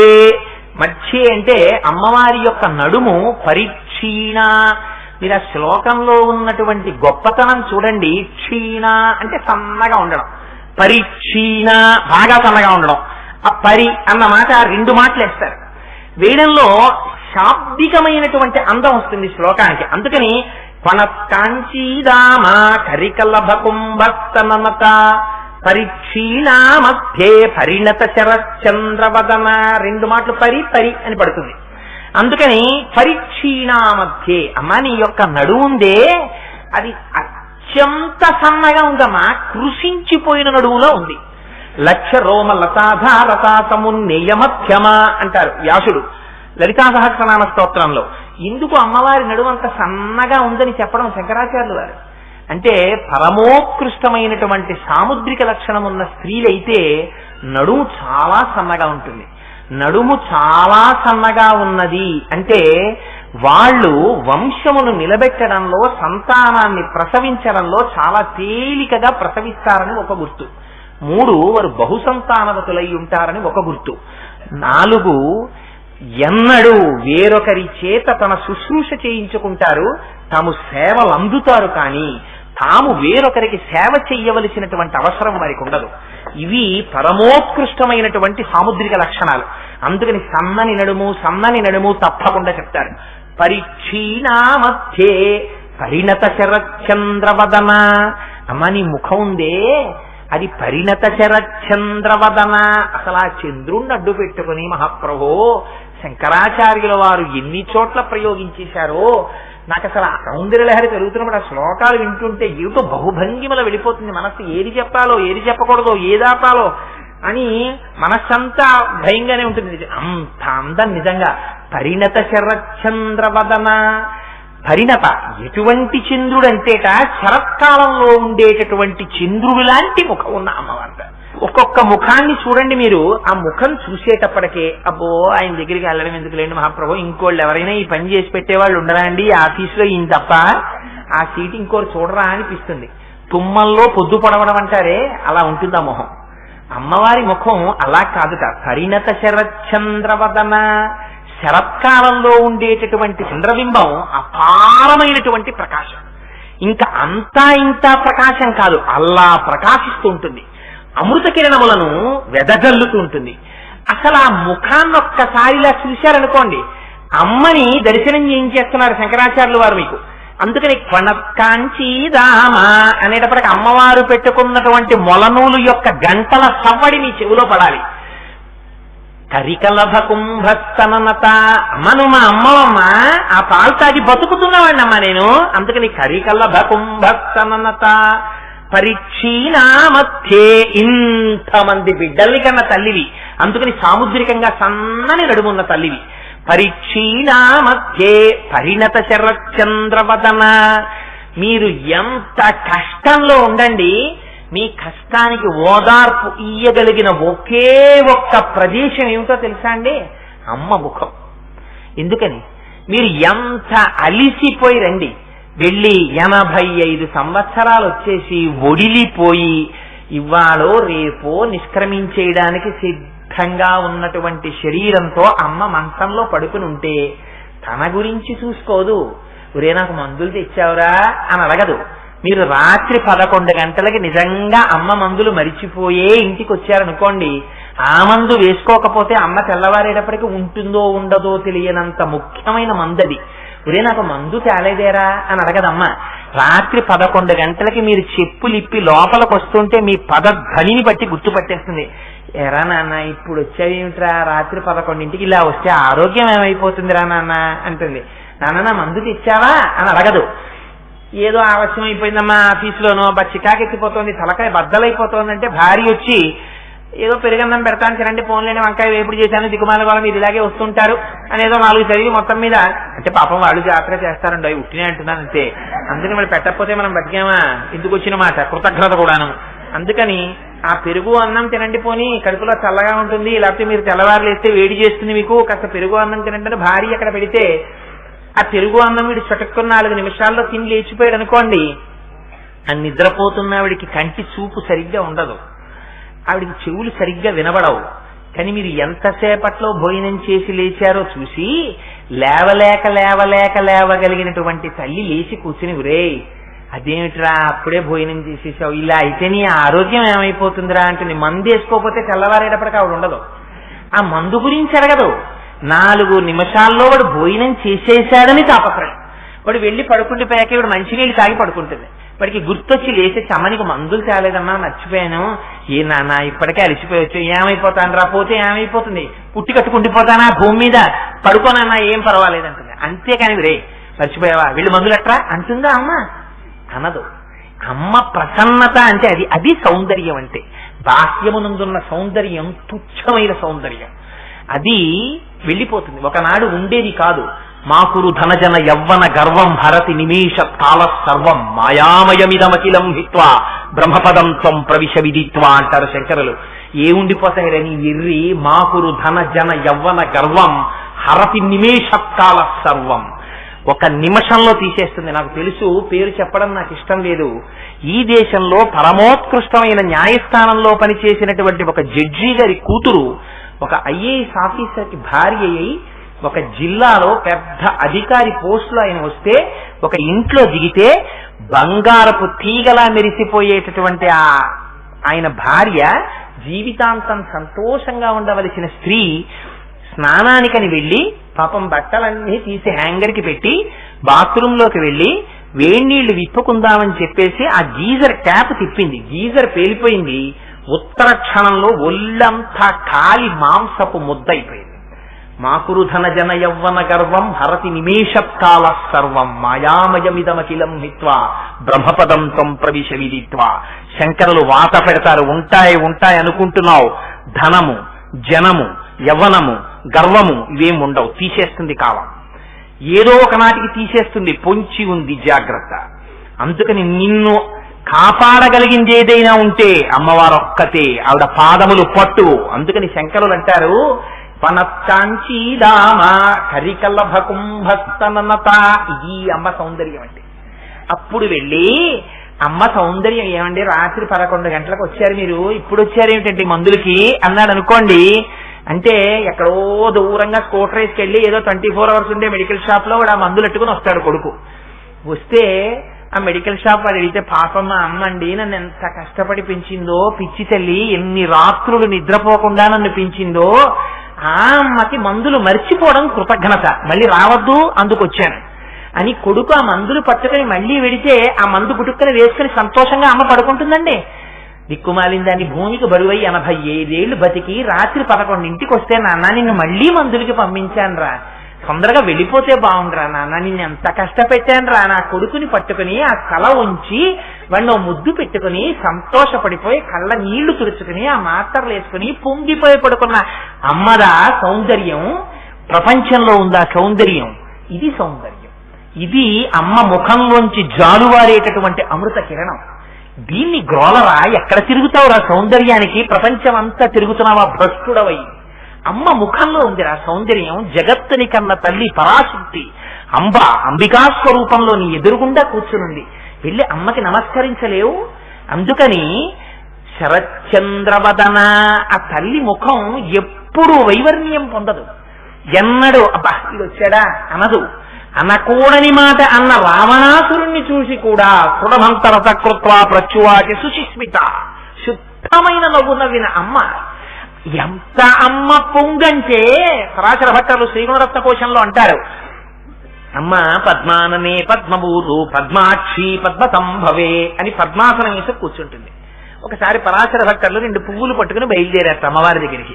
పట్టుకుని వెడుతుంటే, అయ్యో భట్టరు వస్తున్నాడు, అమ్మా నీ పాదముల మీద పువ్వు ఉంచుదాం అనుకున్నాను, 2 పాదములు పద్మాసనం వేసేసుకున్నావా అమ్మా అని చిన్న బుచ్చుకుంటాడేమోనని, ఏకన్యంచనతిచ్చమం మమ పరంచ ఆకుంచ పాదాంబుజం మధ్యే విష్టర పుండరీకమభయం విన్యస్య హస్తాంబుజం త్వాం పశ్యేమ నిషేదుషీం ప్రతికలంకారుణ్యకులంకష స్ఫారాపాంగతరంగమంబ మధురం ముగ్ధం ముఖం బిభ్రతీం. అమ్మ నా కోసమని ఒక కాలు కిందకి జాపావా, నా కోసమని ఇలా అభయముద్ర పట్టావా, అమ్మా ఎంత అనుగ్రహం అమ్మా, ఎంత వాత్సల్యం అమ్మా నా యందు అంటారు. అలా పరిణత శరచంద్రవదన ఆ ముఖాన్ని ఒక్కసారి దర్శనం చేశారా? మీరు ఎప్పుడైనా బాలాత్రిపుర సుందరి అమ్మవారి గుడికి తెల్లవారుజామునే 5 గంటలకి వెళ్ళిపోయి సూర్యోదయం అవుతూ ఉండగా అక్కడ శ్రీచక్రాలు ఉంటాయి.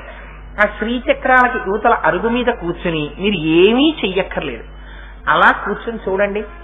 ఎంత ఆశ్చర్యం వేస్తుందంటే, పొద్దున్నే పనుల మీద బయలుదేరేటప్పుడు సూర్య భగవానుడు వచ్చి ఒక్కసారి అమ్మ పాదములకి నమస్కారం చేస్తున్నాడా అన్నట్టుగా ఆ బాలభానుడి కిరణాలు ఒక్కసారి అలా వచ్చి శ్రీచక్రాల మీద పడుతుంటాయి.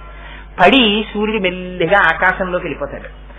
అలా ఎదురుగుండా అమ్మవారు అక్కడి నుంచి ఆ ఊచలు ఉంటాయి. ఆ ఊచల వెనక్కి అమ్మవారు కొద్దిగా ఇలా ఉంచి చూస్తున్నట్టుగా, ఎవరొచ్చారో చూడాలని ఇలా చూస్తున్నట్టుగా అమ్మ ప్రసన్నమైన ఆవిడ ముఖం, మెడ నిండా పూలదండలు, ఆ కొప్పు నిండా పూలు, ఇంత పట్టుచీర, పాదాల నిండా కుంకుమ, నిత్య సువాసినిగా ఆవిడ సాకారమూర్తి ఎక్కడుంటుంది?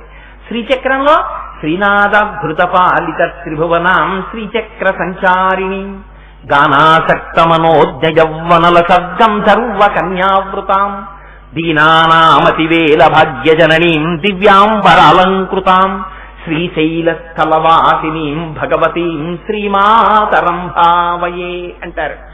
నాకు ఎప్పుడు అనిపిస్తూ ఉంటుంది, ఇన్ని స్తోత్రాలు చెప్పారే మహానుభావుడు శంకరాచార్యులు వారు, ఈ బాలాత్రిపుర సుందరి అమ్మవారి గుడిలో ఏనాటికైనా ఒక శంకరాచార్యుల వారి మందిరం, చిన్న మందిరం వచ్చి లోపలికి వెళ్లే ముందు శంకరాచార్యుల వారిని దర్శనం చేసి అమ్మ దగ్గరికి వెళితే, వైశాఖ శుక్ల పంచమి నాడు శంకర జయంతి నాడు పల్లకీలో శంకరులు కూర్చుని ఆ గుళ్ళోంచి బయటికి వస్తే, ఆ పల్లకీ పట్టుకుని కాకినాడ పురవీధులన్నీ అందరూ భుజాలతో పల్లకీ మోసి జయ జయ శంకర హర హర శంకర అని పలుకుతూ, ఇన్ని మనకి నేర్పిన జగద్గురువులు కదా. వైశాఖ శుక్ల పంచమి నాడు వారి పల్లకీ కాకినాడ ప్రధాన వీధులలో ఆ నామం చెప్తూ తిరిగి త్రిపుర సుందరి అమ్మవారి గుడిలోకి వెళ్ళిపోయి మళ్ళీ ఆ లోపల కూర్చుంటే, ఆ గుడిలోకి వెళ్లే ముందు ఒకసారి అక్కడ శంకరుల దర్శనం చేసుకోవడానికి ఒక గుడి ఎప్పటికైనా ఇక్కడ వస్తుందా, అలా చూస్తామా అని అనిపిస్తూ ఉంటుంది నాకు. ఎందుకంటే అక్కడికి ఇడిచే సౌందర్యలహరి గుర్తొస్తుంది. ఆ సౌందర్యలహరినిచ్చిన శంకరుల్ని మీరు మానసికంగా భావన చెయ్యాలి, కానీ అక్కడ లేరు. అందుకని అలా వస్తుందా అనిపిస్తూ ఉంటుంది నాకు. సరే, ఎందుకు వచ్చిందో ఆ మాట వచ్చిందనుకోండి. సరే, ఆ కారణం చేత పరిణత శరచంద్రవదన అని ఆయన అంటారు. కొనత్కాంచీదామ కరికలభ కుంభస్తనత పరీక్షీణా మధ్యే పరిణత శరచంద్రవదన. నేను వెనక్కి మళ్ళీ ఎందుకు చదువుతున్నానో తెలుసా అండి? చెప్పిన వివరణని బట్టి మీలో ఎంతమంది ఆ నామానికి మనస్సులో ముద్ర వేసుకోవడానికో అవకాశం ఇవ్వడానికి. పరిణత శరచంద్రవదన ధనుర్పాశం బాణం శృణిమపి దదానాకరతలై. ఇక్కడ వచ్చింది గొప్పన పాదం వేసేశాడు. ధనుర్పాశం బాణం శృణిమపి కథానాకరతలై. అమ్మా, నువ్వు 4 బాహువులతో ఉన్నావు. ఆ 4 బాహువులలో ఒక బాహువునందు ధనస్సు పట్టుకున్నావు, ఒక చేత్తో బాణములు పట్టుకున్నావు, ఒక చేత్తో పాశము పట్టుకున్నావు, ఒక చేత్తో అంకుశం పట్టుకున్నావు. 4 బాహువులలో నాకు 4 ఆయుధములు దర్శనం అవుతున్నాయమ్మా అన్నారు శంకరులు. ఇందుకు ఈ మాట శంకరాచార్యుల వారు అన్నట్టు. ఇప్పటి వరకు వారు చెప్తున్నది దేని గురించి? అతి ప్రసన్నమూర్తి అయిన అమ్మ గురించి చెప్పారు. అకస్మాత్తుగా ఆయుధాల గురించి చెప్పారు. ఎందుకు ఈ మాట శంకరాచార్యుల వారు చెప్పడం అంటే, ఇక్కడే రహస్యం అంతా ఉంది. అసలు ఈ ఆయుధం అమ్మవారి చేతిలో ఉంటే ఒక తత్వం, మన్మధుడి చేతిలో ఉంటే ఒక తత్వం. దొంగవాడు చేతిలో కత్తి పట్టుకున్నాడు అనుకోండి, మనం పరిగెడతాం. మన చేతిలోకి కత్తి వచ్చిందనుకోండి, దొంగ పరిగెడతాడు. ఆయుధం మారింది. ఇక్కడే మీరు ఒక గొప్ప రహస్యాన్ని అర్థం చేసుకోవాలి. చూడండి, అక్కడ విచిత్రం ఏమిటంటే, మన్మధుడు కూడా ఆయుధాలు పట్టుకుంటాడు. మన్మధుడు కూడా ఏమి పట్టుకుంటాడు? ఆయన అమ్మవారు ఏవి పట్టుకుంటాడో ఆయన అవే పట్టుకుంటాడు. అమ్మవారు చేతిలో చెరుకు ధనస్సు పట్టుకుంటుంది, 5 బాణాలు పట్టుకుంటుంది, పుష్ప బాణాలు పట్టుకుంటుంది. మన్మధుడు ఏం పట్టుకుంటాడు? ఆయన చెరుకు విల్లే పట్టుకుంటాడు, ఆయన పుష్ప బాణాలే పట్టుకుంటాడు. శంకరాచార్యులు వారు ఇది మీరు అర్థం చేసుకోవడం కోసమని 2 శ్లోకాలు ఇచ్చారు. ఈ శ్లోకాన్ని మీరు ఇక్కడ వరకు విన్నారు కదా. ధనుర్పాశం బాణం శృణిమపి దధానాకరతలై. 4 బాహువులలో 4 పట్టుకున్న అమ్మవారు. అలా జ్ఞాపకం పెట్టుకోండి. ఇంకో శ్లోకంలోకి వెళ్తున్నాను తేడా చెప్పడానికి. అయితే సౌందర్యలహరి ఏ శ్లోకానికి ఆ శ్లోకం నేను చెప్పాను అనుకోండి, తేడా ఎప్పుడు అర్థమవుతుంది. అందుకని ఇంకొక శ్లోకంలోకి వెళ్ళి మళ్ళీ ఈ శ్లోకంలోకి వస్తాను. ఆ శ్లోకంలో మన్మధుడు కూడా ఇవే పట్టుకుంటాడు. ఎలా పట్టుకుంటాడో శంకరులు చెప్తారు చూడండి. అక్కడంటారు, ధను పౌష్పం మౌర్వి మధుకరమయీ పంచవిశిఖ వసంతు సామంతో మలయుమరుదాయో ధనరథ తథాప్యేక సర్వం హిమగిరిసుతే కమపి కృపాం అపాంగతే లబ్ధ్వా జగదిదమనంగో విజయతే అంటారు. అందులో తను పౌష్పం మౌర్వి. అమ్మా, మన్మధుడున్నాడే, ఆ మన్మధుడు చేతిలో పుష్పములతో చేయబడినటువంటి ధనస్సు పట్టుకున్నాడన్నారు. తేడా వచ్చేలా. అసలు మన్మధుడు ఏం పట్టుకుంటాడు? చెరుకు విల్లు పట్టుకుంటాడు. అమ్మేం పట్టుకుంటుంది? చెరుకు విల్లు పట్టుకుంటుంది. మరి ఇక్కడ శంకరాచార్యులు వారు ఏమంటున్నారు? అమ్మా, మన్మధుడు పుష్పములతో చేసిన ధనస్సు పట్టుకున్నాడంటున్నారు. అదేమిటి? చెరుకు విల్లు కదా ఆయన పట్టుకోవాలి, పుష్పములతో చేసిన ధనస్సు పట్టుకున్నాడంటేమిటి? శంకరాచార్యులు వారికి మన్మధుడి యొక్క ధనస్సుని మార్చేసే అధికారం ఎవరిచ్చారు? ఎలా మార్చారు అలాగా అంటే, మీరు అమరకోశం చూశారనుకోండి, మన్మధుడికి ఒక పేరుంది. ఆయన పుష్పములతో చేయబడినటువంటి ధనస్సుని పట్టుకుంటాడు. అందుకని అమరకోశాన్ని ఆధారం చేసుకుని శంకరాచార్యుల వారు ఈ ధనస్సును తీసుకొచ్చారు ఇక్కడికి. తీసుకొచ్చి ధను పౌష్పం మౌర్వీ మధుకరమయీ పంచవిశిఖ. మన్మధుడు లోకం అంతటి మీద యుద్ధానికి బయలుదేరాడు. ఆయనకి ఎవరు శత్రువులు? అందరూ శత్రువులే, అందరి మీద బాణాలు వేసేస్తారు అని బయలుదేరాడు. ఎవరో ఒకడి మీద యుద్ధానికి వెళ్ళేవాడు, ఇద్దరి మీద యుద్ధానికి వెళ్ళేవాడిని చూస్తాం. మొత్తం లోకంతో యుద్ధం చేస్తాడు ఆయన. బయలుదేరాడు. బయలుదేరిన వాడు ఎటువంటి ధనస్సు పట్టుకోవాలి, ఎంత గొప్పగా ఉండాలి ధనస్సు. ఆయన ఎటువంటి ధనస్సు పట్టుకున్నాడు? పువ్వులతో చేసిన ధనస్సు పట్టుకున్నాడు. పువ్వు కన్నా అత్యంత సౌకుమార్యమైనటువంటిది ప్రపంచంలో ఇంకొక వస్తువు ఉండదు. అంత సుకుమారమైన ధనస్సు. పోని ఆ ధనస్సు అలాంటిది, వెనకాతలు వింటినారి చాలా గొప్పదండి అందామా. మధుకరమయీ పంచవిశిఖ. ఆ వెనకాతలు ఉన్నవే ఉన్నాయి. ధనుర్పౌష్పం మౌర్వి. ఆ వెనకాతల తేనెటీగలన్నీ కలిసి వింటినారిగా ఉన్నాయి. పోని పువ్వుల కన్నా తేనెటీగలు కొంచెం క్లేశాన్ని కల్పిస్తాయి. పువ్వుతో కొడితే బాధే వేరు, ఇంకో పువ్వుతో కొట్టండి ఇంటి పట్టుకుపోతాం అంటాం. కానీ తేనెటీగలు రెండింటిని వదిలేరనుకోండి, దిక్కుమాలిన తేనెటీగ వచ్చి కుట్టేసిందంటే లేనిపోని బాధ. అందుకని తేనెటీగ కొంచెం కష్టం. పోనీ ఆ తేనెటీగ కదలడానికి పనికొస్తుందా? పనికిరాదు. ఎందుకంటే అది వింటి నారి. నారిలో రెండు తీగలు అడిపోయానుకోండి, తీగ తెగిపోయినట్టే కదా, ఇంకా ధనస్సు ఎందుకు పనికొస్తుంది? అందుకని వెళ్ళకూడదు. అవి ఏం చేస్తుంటాయి? ధనస్సు ముందుంటుంది, ఆ పువ్వుల వాసన చూస్తూ ఈ తేనెటీగలన్నీ అలా ఉంటాయి. అలాంటి వింటినారైంది. అందుకని అందులో తేనెటీగలు బయటికి వెళ్ళవు. అందుకని ధను పౌష్పం మౌర్వి మధుకరమయీ పంచవిశిఖ. 5 బాణాలు చేత్తో పట్టుకున్నాడు. అమ్మవారి చేతిలోనూ ఆ 5 బాణాలే, మన్మధుడి చేతిలోనూ ఆ 5 బాణాలే. మీరు చాలా జాగ్రత్తగా గుర్తుపెట్టుకోవాలి ఈ విషయాన్ని.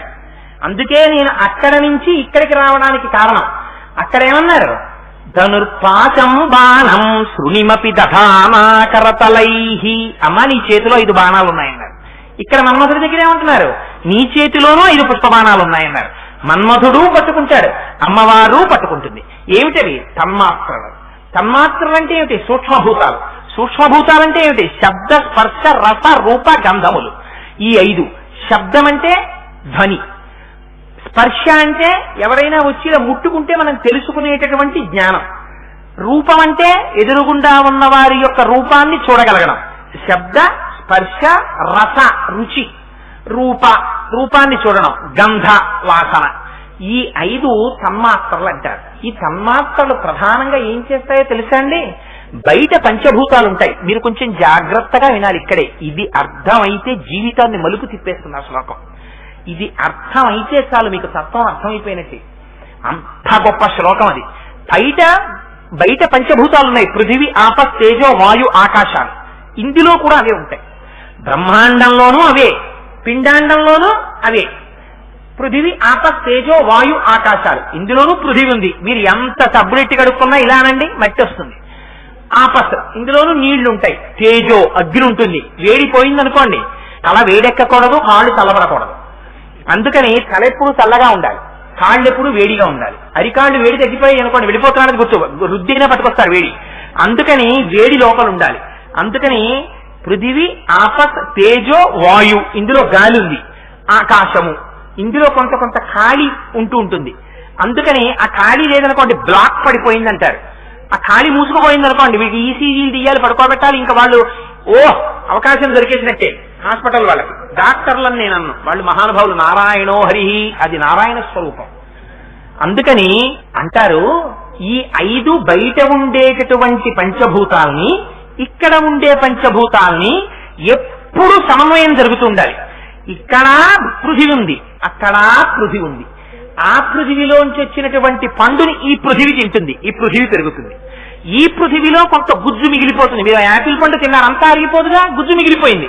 అది ఎక్కడికి వెళ్ళాలి? మళ్ళీ బయటికి వెళ్ళిపోవాలి, పృథివీ తీసేసుకుంటుంది. బ్రహ్మాండంలో నీరుంది, పిండాండంలో పొయ్యాలి, పోస్తే దీనికి దాహం తీరుతుంది. కొన్ని నీళ్లు లోపల ఉండిపోతాయి, అవి ఎవరు పుచ్చుకుంటారు? ఏమంటే లోపల నీళ్లు ఉండిపోయాయి, కొంచెం మీరు ఎవరైనా పుచ్చుకుంటారా అంటే ఎవరు పుచ్చుకోరు. అది ఎక్కడ పోయాలి? బ్రహ్మాండంలో పోసేయాలి. వాయువు లోపల ఉండి బయటికి వదిలేయాలి. ఎక్కడ వదులుతారు? బ్రహ్మాండంలో వదిలేయాలి. మళ్లీ లోపలికి వాయువు కావాలి, బ్రహ్మాండంలోంచి తీసుకోవాలి. ఈ బ్రహ్మాండ పిండాండం ఎప్పుడు సమన్వయం అయిపోతుంటాయి.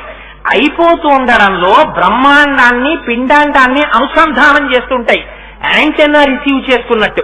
ఎలా? బయట పృథివీ ఉంటుంది, ఆ పృథివికి వాసన ఉంటుంది. అందుకే వర్షం పడగానే మట్టిలోంచి వాసన వస్తుంది. వాసన ఎవరు కనిపెడతారు? ముక్కు కనిపెడుతుంది. బయట పృథివిని ఈ పృథివితో ముక్కు అనుసంధానం చేస్తుంటుంది వాసన అన్న దాంతో. అలా తరువాత వచ్చేటటువంటిది శబ్ద, ధ్వని. ధ్వని ఆకాశ గుణకం, ఆకాశంలో ఉంటుంది. ఆ ధ్వని వినాలి, ఇందులో ఉన్నది ఎవరు వింటారు? చెవు వింటుంది. అందుకని చెవి జ్ఞానేంద్రియం. ఈ జ్ఞానేంద్రియం ఏం చేస్తుంది? బయట పంచభూతములలో ఉన్న ఆకాశములో ధ్వనిని గ్రహించి లోపలికి పంపిస్తూ ఉంటుంది. సరే, అందుచేత శబ్ద స్పర్శ రస రూప గంధములనేటటువంటి 5 తన్మాత్రలు. ఈ 5ంటినే పట్టుకుంటుంది అమ్మవారు. ఇది రహస్యం. పట్టుకుని లౌల్యం పెడుతుంది. ఎవరు అమ్మవారి వైపుకి వెళ్ళలేదో వారిని అందరికీ కూడా ఇంద్రియాలకి లౌల్యం ఇస్తుంది. ఈ కంటితో ఏం చేస్తారు? చూద్దాం చూద్దాం, అబ్బా అది చూద్దాం, ఇది చూద్దాం, అది చూద్దాం, ఇది చూద్దాం. చూడటమే వీడి బతుకంతా, చూడటమే. వీళ్ళలో ఉన్నది వీడు చూసుకోడు, బయటవన్నీ చూస్తుంటాడు. అలా తిరుగుతూ ఉంటాడు. విందాం విందాం విందాం, అబ్బో ఎన్ని వింటాడో, వింటూనే ఉంటాడు. పక్కింటి వాళ్ళ దగ్గర కూర్చుని ఊళ్ళో వాళ్ళ కబుర్లు వినమంటే ఎంత సంతోషమో. ఇంకొక అరగంట భగవత్ ప్రసంగం వినడానికి ఓపిక ఉండదు. అందుకని వినడం వినడం వినడం వింటాడు. స్పర్శ ఎన్నింటిని ముట్టుకున్నా తనివి తీరదు. ఇంకా ముట్టుకుందాం ముట్టుకుందాం ముట్టుకుందాం ముట్టుకుందాం ముట్టుకుందాం అంటాడు. రస ఎన్ని తిన్నా తిందాం తిందాం తిందాం తిందాం అంటాడు. లౌల్యం. ఈ 5 5 పువ్వులు. ఈ పువ్వులే 5 పువ్వులు అమ్మవారి చేతిలోనూ మన్మధుడి చేతిలోనూ కూడా ఉంటాయి. అవి ఏమిటో తెలుసా అండి? మొదటిది అశోకము, రెండవది అరవిందము, మూడవది కూటము, నాలుగవది నీలోత్పలము, 5వది నవమల్లిక. ఈ 5 పువ్వులే 5 తన్మాత్రలుగా ఉంటాయి. ఈ 5 తన్మాత్రలుగా ఉంటే మీకు అనుమానం రావాలి. మీరు జాగ్రత్తగా ఆలోచిస్తే మీరు వెంటనే ఒక ప్రశ్న ఇయ్యాలి. ఏమండి 5 తన్మాత్రలు ఉన్నాయంటున్నారు కదా, శబ్ద స్పర్శ రస రూప గంధములలో స్పర్శ తెలుస్తుంది. పువ్వుని ముట్టుకున్నారనుకోండి, ఎంత సుకుమారంగా ఉందో పువ్వు అని ముట్టుకోగానే తెలుస్తుంది. రస, పువ్వులో తేనె ఉంటుంది, అందుకని ఆ తేనె నాలుక మీద పడింది అనుకోండి తీయగా ఉంటుంది. రూప, పువ్వు యొక్క రూపాన్ని చూశారనుకోండి, ఎంత అందంగా ఉందో అనిపిస్తుంది. గంధ, పువ్వుకి వాసన ఉంటుంది. శబ్ద, పువ్వుకి శబ్దం ఎక్కడుంది? పువ్వుకి శబ్దం ఉందా? ఏ పువ్వైనా చప్పుడు చేయడం మీరు విన్నారా? మీరు వినలేదు కదా. మరి అలాంటప్పుడు పుష్పబాణములు 5 పట్టుకుంటే 5 తన్మాత్రలు ఎలా అయ్యాయి? శబ్దం ఎక్కడి నుంచి వచ్చింది? 4 తన్మాత్రలు 4 పువ్వుల్లోకి సరిపోతాయి. శబ్దము అనే తన్మాత్ర ఏ పువ్వుగా మీరు చెప్తారు? పువ్వుకి శబ్దము ఎప్పుడూ లేదు. మరి ఎక్కడి నుంచి వస్తుంది? రహస్యం ఏమిటో తెలుసా అండి? పువ్వు ఉంది అంటే భ్రమరం ఉంది అని గుర్తు. ఎక్కడ పువ్వు ఉంటే అక్కడికి తుమ్మిది వస్తుంది. తుమ్మిది ఏం చేస్తుంది? ఝంకారం చేస్తుంది, ధ్వని చేస్తుంది. ఆ తానం చేసేటప్పుడు, మకరందం తాగేటప్పుడు నిశ్శబ్దంగా ఉంటుంది. అందుకని ధ్వని కూడా పువ్వుని ఆశ్రయించే ఉంది. పువ్వులో తేనె ఉంది కాబట్టి మకరందం వచ్చి అక్కడ ధ్వని చేసింది. అందుకని తుమ్మెద ద్వారా ధ్వని కూడా వచ్చేస్తుంది. ఆ ధ్వని పువ్వు కోసం వచ్చింది కాబట్టి పువ్వుదే. అందుకని అదిగో ఆ శబ్ద తన్మాత్ర కూడా పువ్వులోకి వెళ్ళిపోయింది. ఈ 5 తన్మాత్రలు అమ్మవారి చేతిలోనూ బాణాలుగా ఉంటాయి, మన్మధుడి చేతిలోనూ బాణాలుగా ఉంటాయి. ముందు మన్మధుడు ఏం చేస్తున్నాడు? ధన పౌష్పం మౌర్వి మధుకరమయీ పంచవిశిఖ వసంతు సామంతో. వసంతుణ్ణి తనకి సామంతుడిగా పెట్టుకున్నాడు, స్నేహితుడిగా. ఆ వసంతుడు ఎప్పుడు వస్తాడు? ఎప్పుడో ఒకసారి వస్తుంది ఋతువు. చైత్ర వైశాఖ మాసములు ఉన్నప్పుడు. అస్తమానం ఉంటుంది ఏమిటి? ఉండదు. వసంత మాసం వస్తే చెట్లు చిగురుస్తాయి, ఎక్కడ చూసినా చల్లగా ఉంటుంది, ఎక్కువ వేడి ఉండదు, చాలా శోభగా ఉంటుంది. అటువంటి చైత్రమాసం వసంతుడిగా ఉంటాడు. వసంతు సామంతో మలయమరుదాయో ధనరథ. మలయమారుతమని ఆ చెట్ల కొమ్మల నుంచి వచ్చేటటువంటి చల్లటి గాలుందే దాన్ని రథంగా చేసుకుంటాడు మన్మధుడు. పై ఎంత హాయిగా ఉందోనండి, అయ్యప్ప స్వామి గుళ్ళో ఆయన ఉపన్యాసం కన్నా మలయమారుతం చాలా చల్లగా హాయిగా ఉంది, దానికి కూర్చున్నవాడి బుర్రవాడికి ఏమొచ్చు అంటారు. అందుకని చల్లటి గాలి హాయిగా ఉంటుంది. ఆ గాలి అనే రథాన్ని ఎక్కువస్తాడు ఆయన, గంధపు చెట్ల నుంచి వచ్చే గాలి అనే రథం ఎక్కి. అందుకని మలయమరుదాయో ధనరథ తథాప్యేక సర్వం హిమగిరిసుతే కమపి కృపాం. అమ్మా ఏమున్నాయమ్మా మన్మధుడి దగ్గర బలమైనవి? ధనస్సు చూస్తే పువ్వులతో చేసిన ధనస్సు, వింటినారి చూస్తే తుమ్మెదలతో చేసిన వింటినారి తేనెటీగలతో, బాణాలు చూస్తే 5 పువ్వులు బాణాలు, స్నేహితుడు చూస్తే వసంతుడు, రథం చూస్తే గంధపు చెట్ల నుంచి వచ్చే గాలి, దాని ఇష్టం వచ్చినట్టు అడిపోతుంది కానీ ఈ నెలమన్నప్పుడు వేపుకి అది వెళ్ళదా రథం. మరి ఇన్ని అవకరాలు ఉన్నాయి. పోనీ మన్మధుడు చాలా బలవంతుడందామా? అనంగో విజయతే. శంకరాచార్యులు వారు ఎక్కడ తెస్తారో కానండి ఆ పేర్లు. నిజంగా మన్మధుడికి చిత్ర విచిత్రమైన పేరు వేసేశారు. అనంగో, అసలు ఆయనకు ఒళ్ళు లేదు. ఎందుకు లేదు? హిమగిరి సుతే. అమ్మా నువ్వు హిమగిరి సుతవై చూసావంటున్నారు, ఏం పార్వతీదేవికి ఎన్ని పేర్లు లేవు? ఇన్ని పేర్లు పక్కనెట్టేసి అమ్మని హిమగిరి సుతే అని పిలిచారేంటి కారణం? ఆవిడ హిమవత్ పర్వతానికి కూతురుగా హైమవతిగా ఉన్నప్పుడు పరమశివుణ్ణి భర్తగా చేసుకుందామని తపస్సు చేస్తుంటే పరమశివుడిలో కామోద్రేకం కల్పిద్దామని మన్మధుడు బాణాలేశాడు. వేస్తే పరమశివుడి మీద బాణాలేయగలిగిన మొనగాడ మన్మధుడు 3వ కన్ను తెరిచాడు. ఆయన భస్మరాశి అయి కింద పడిపోయాడు. పడిపోతే అప్పుడు పార్వతీదేవి వివాహం అయిన తరువాత భర్త గారు కాల్చేసిన శరీరాన్ని మళ్లీ తిరిగి శరీరం ఇచ్చేస్తే ఆయన చేసినటువంటి పనిని ఈవిడ, ఆయన కాల్చేవాడు, ఈవిడ ఇచ్చేది. భర్త యొక్క ఆజ్ఞని అతిక్రమించకూడదు. కానీ రతీదేవి వచ్చి పాదాలు పట్టుకుని ఏడ్చింది. అందుకని ఆయన్ని మళ్ళీ బతికించాలి. అందుకని శరీరం ఇవ్వలేదుట, కానీ బతికించిందిట.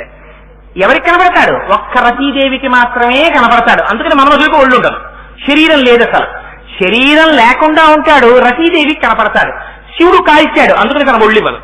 మళ్ళీ ఆయనకి బాధ కలగకూడదు, నేను కాల్చేస్తే ఆవిడ ఒళ్ళు ఇచ్చేసిందని. ఒక్కసారి మన్మధుడికి ఆ శక్తిని ఇవ్వడం కోసమని ఇలా ఓరకంటితో చూసిందిట అమ్మ. చూసేటప్పటికి మన్మధుడికి ఇంత శక్తి వచ్చేసిందమ్మా. ఆ ధనస్సు పనికిరాంది, ఆ వింటినారీ పనికిరాంది, బాణాలా పువ్వులు, వసంతుడా చిలికాడు, గంధపు చెట్ల నుంచి వచ్చే గాలా రథం, ఇన్నున్నా తల్లి అపాంగతే లబ్ధ్వా జగదిదమనంగో విజయతే.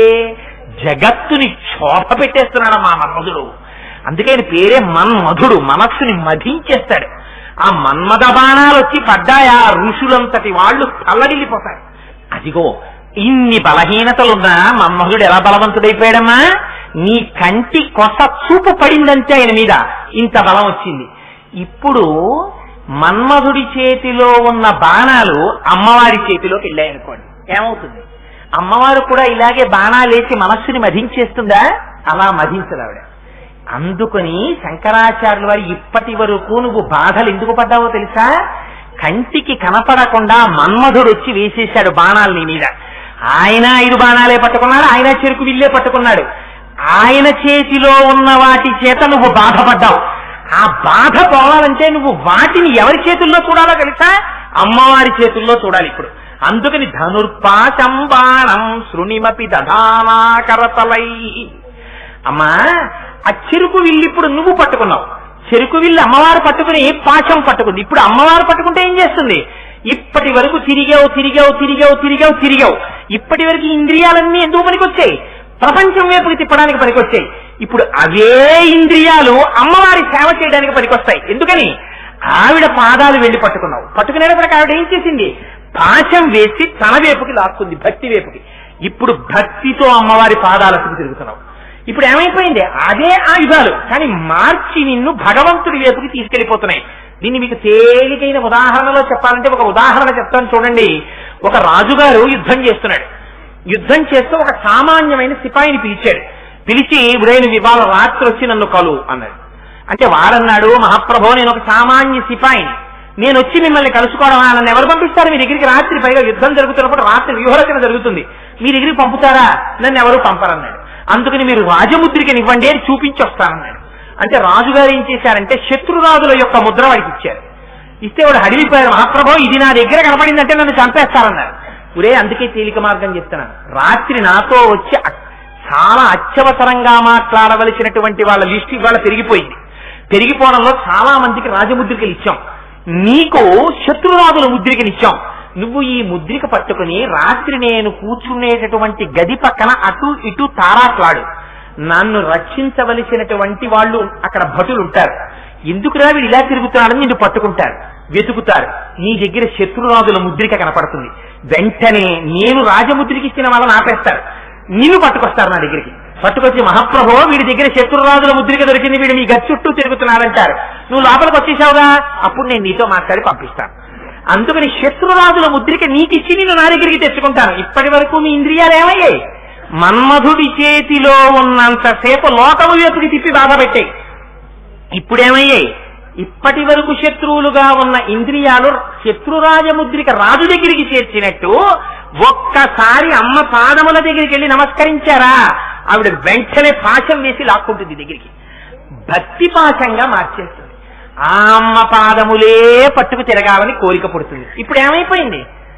పుణ్యం పెరుగుతూ ఉంటుంది. అమ్మ వేపుకి తిరుగుతాడు. అందుకనమ్మా ధనుర్పాశం బాణం. ఇప్పటి వరకు మీరు లోకం వైపుకి తిరిగితే ఏమవుతుంది? రెండు వస్తుంటాయి. ఏమిటవి? కామక్రోధములను వస్తాయి. ఏమిటవి? ఇది చిత్రం. అమ్మవారు అందుకే చెరుకు విల్లు పట్టుకుంటుంది. ఏమంటే అమ్మవారు తలుచుకుంటే బ్రహ్మాండమైన విల్లు ఒకటి పట్టుకోలేదండి. ఏడు చెరుక్కర్రతో చేసిన విల్లు పట్టుకోవేంటి? నా మొహం అసలు అడగద్దు మనం. ఏమిటి మా చెరుక్కర్రతో విల్లు ఏమిటమ్మా? గబుక్కుని ఏ ఎలకో వచ్చి కొరుక్కు తింటుంది కూడా, తీగా ఉంటుంది. ఆ చెరుక్కర్ర కాస్త కొరుక్కు తింటే బాగుంటుందేమో అనిపిస్తుంది. అలాగా ఏమిటమ్మా చెరుక్కర్ర విల్లు ఏమిటని అడగాలి. చెరుకేమిటి? మీరు అట్నుంచి కొరుక్కురండి తీపే, ఇట్నుంచి కొరుక్కురండి తీపే, మధ్యలోంచి కొరకండి తీపే, ఎక్కడ కొరకండి తీపే. మనస్సు ఏం చేస్తుంది? ఎప్పుడు సుఖాన్ని వెతుక్కుంటుంటుంది. మీరు ఎప్పుడైనా కావాలంటే మీరు ఒక్కసారి మీ మనస్సుని మీరు వాచ్ చేసి చూసుకోండి.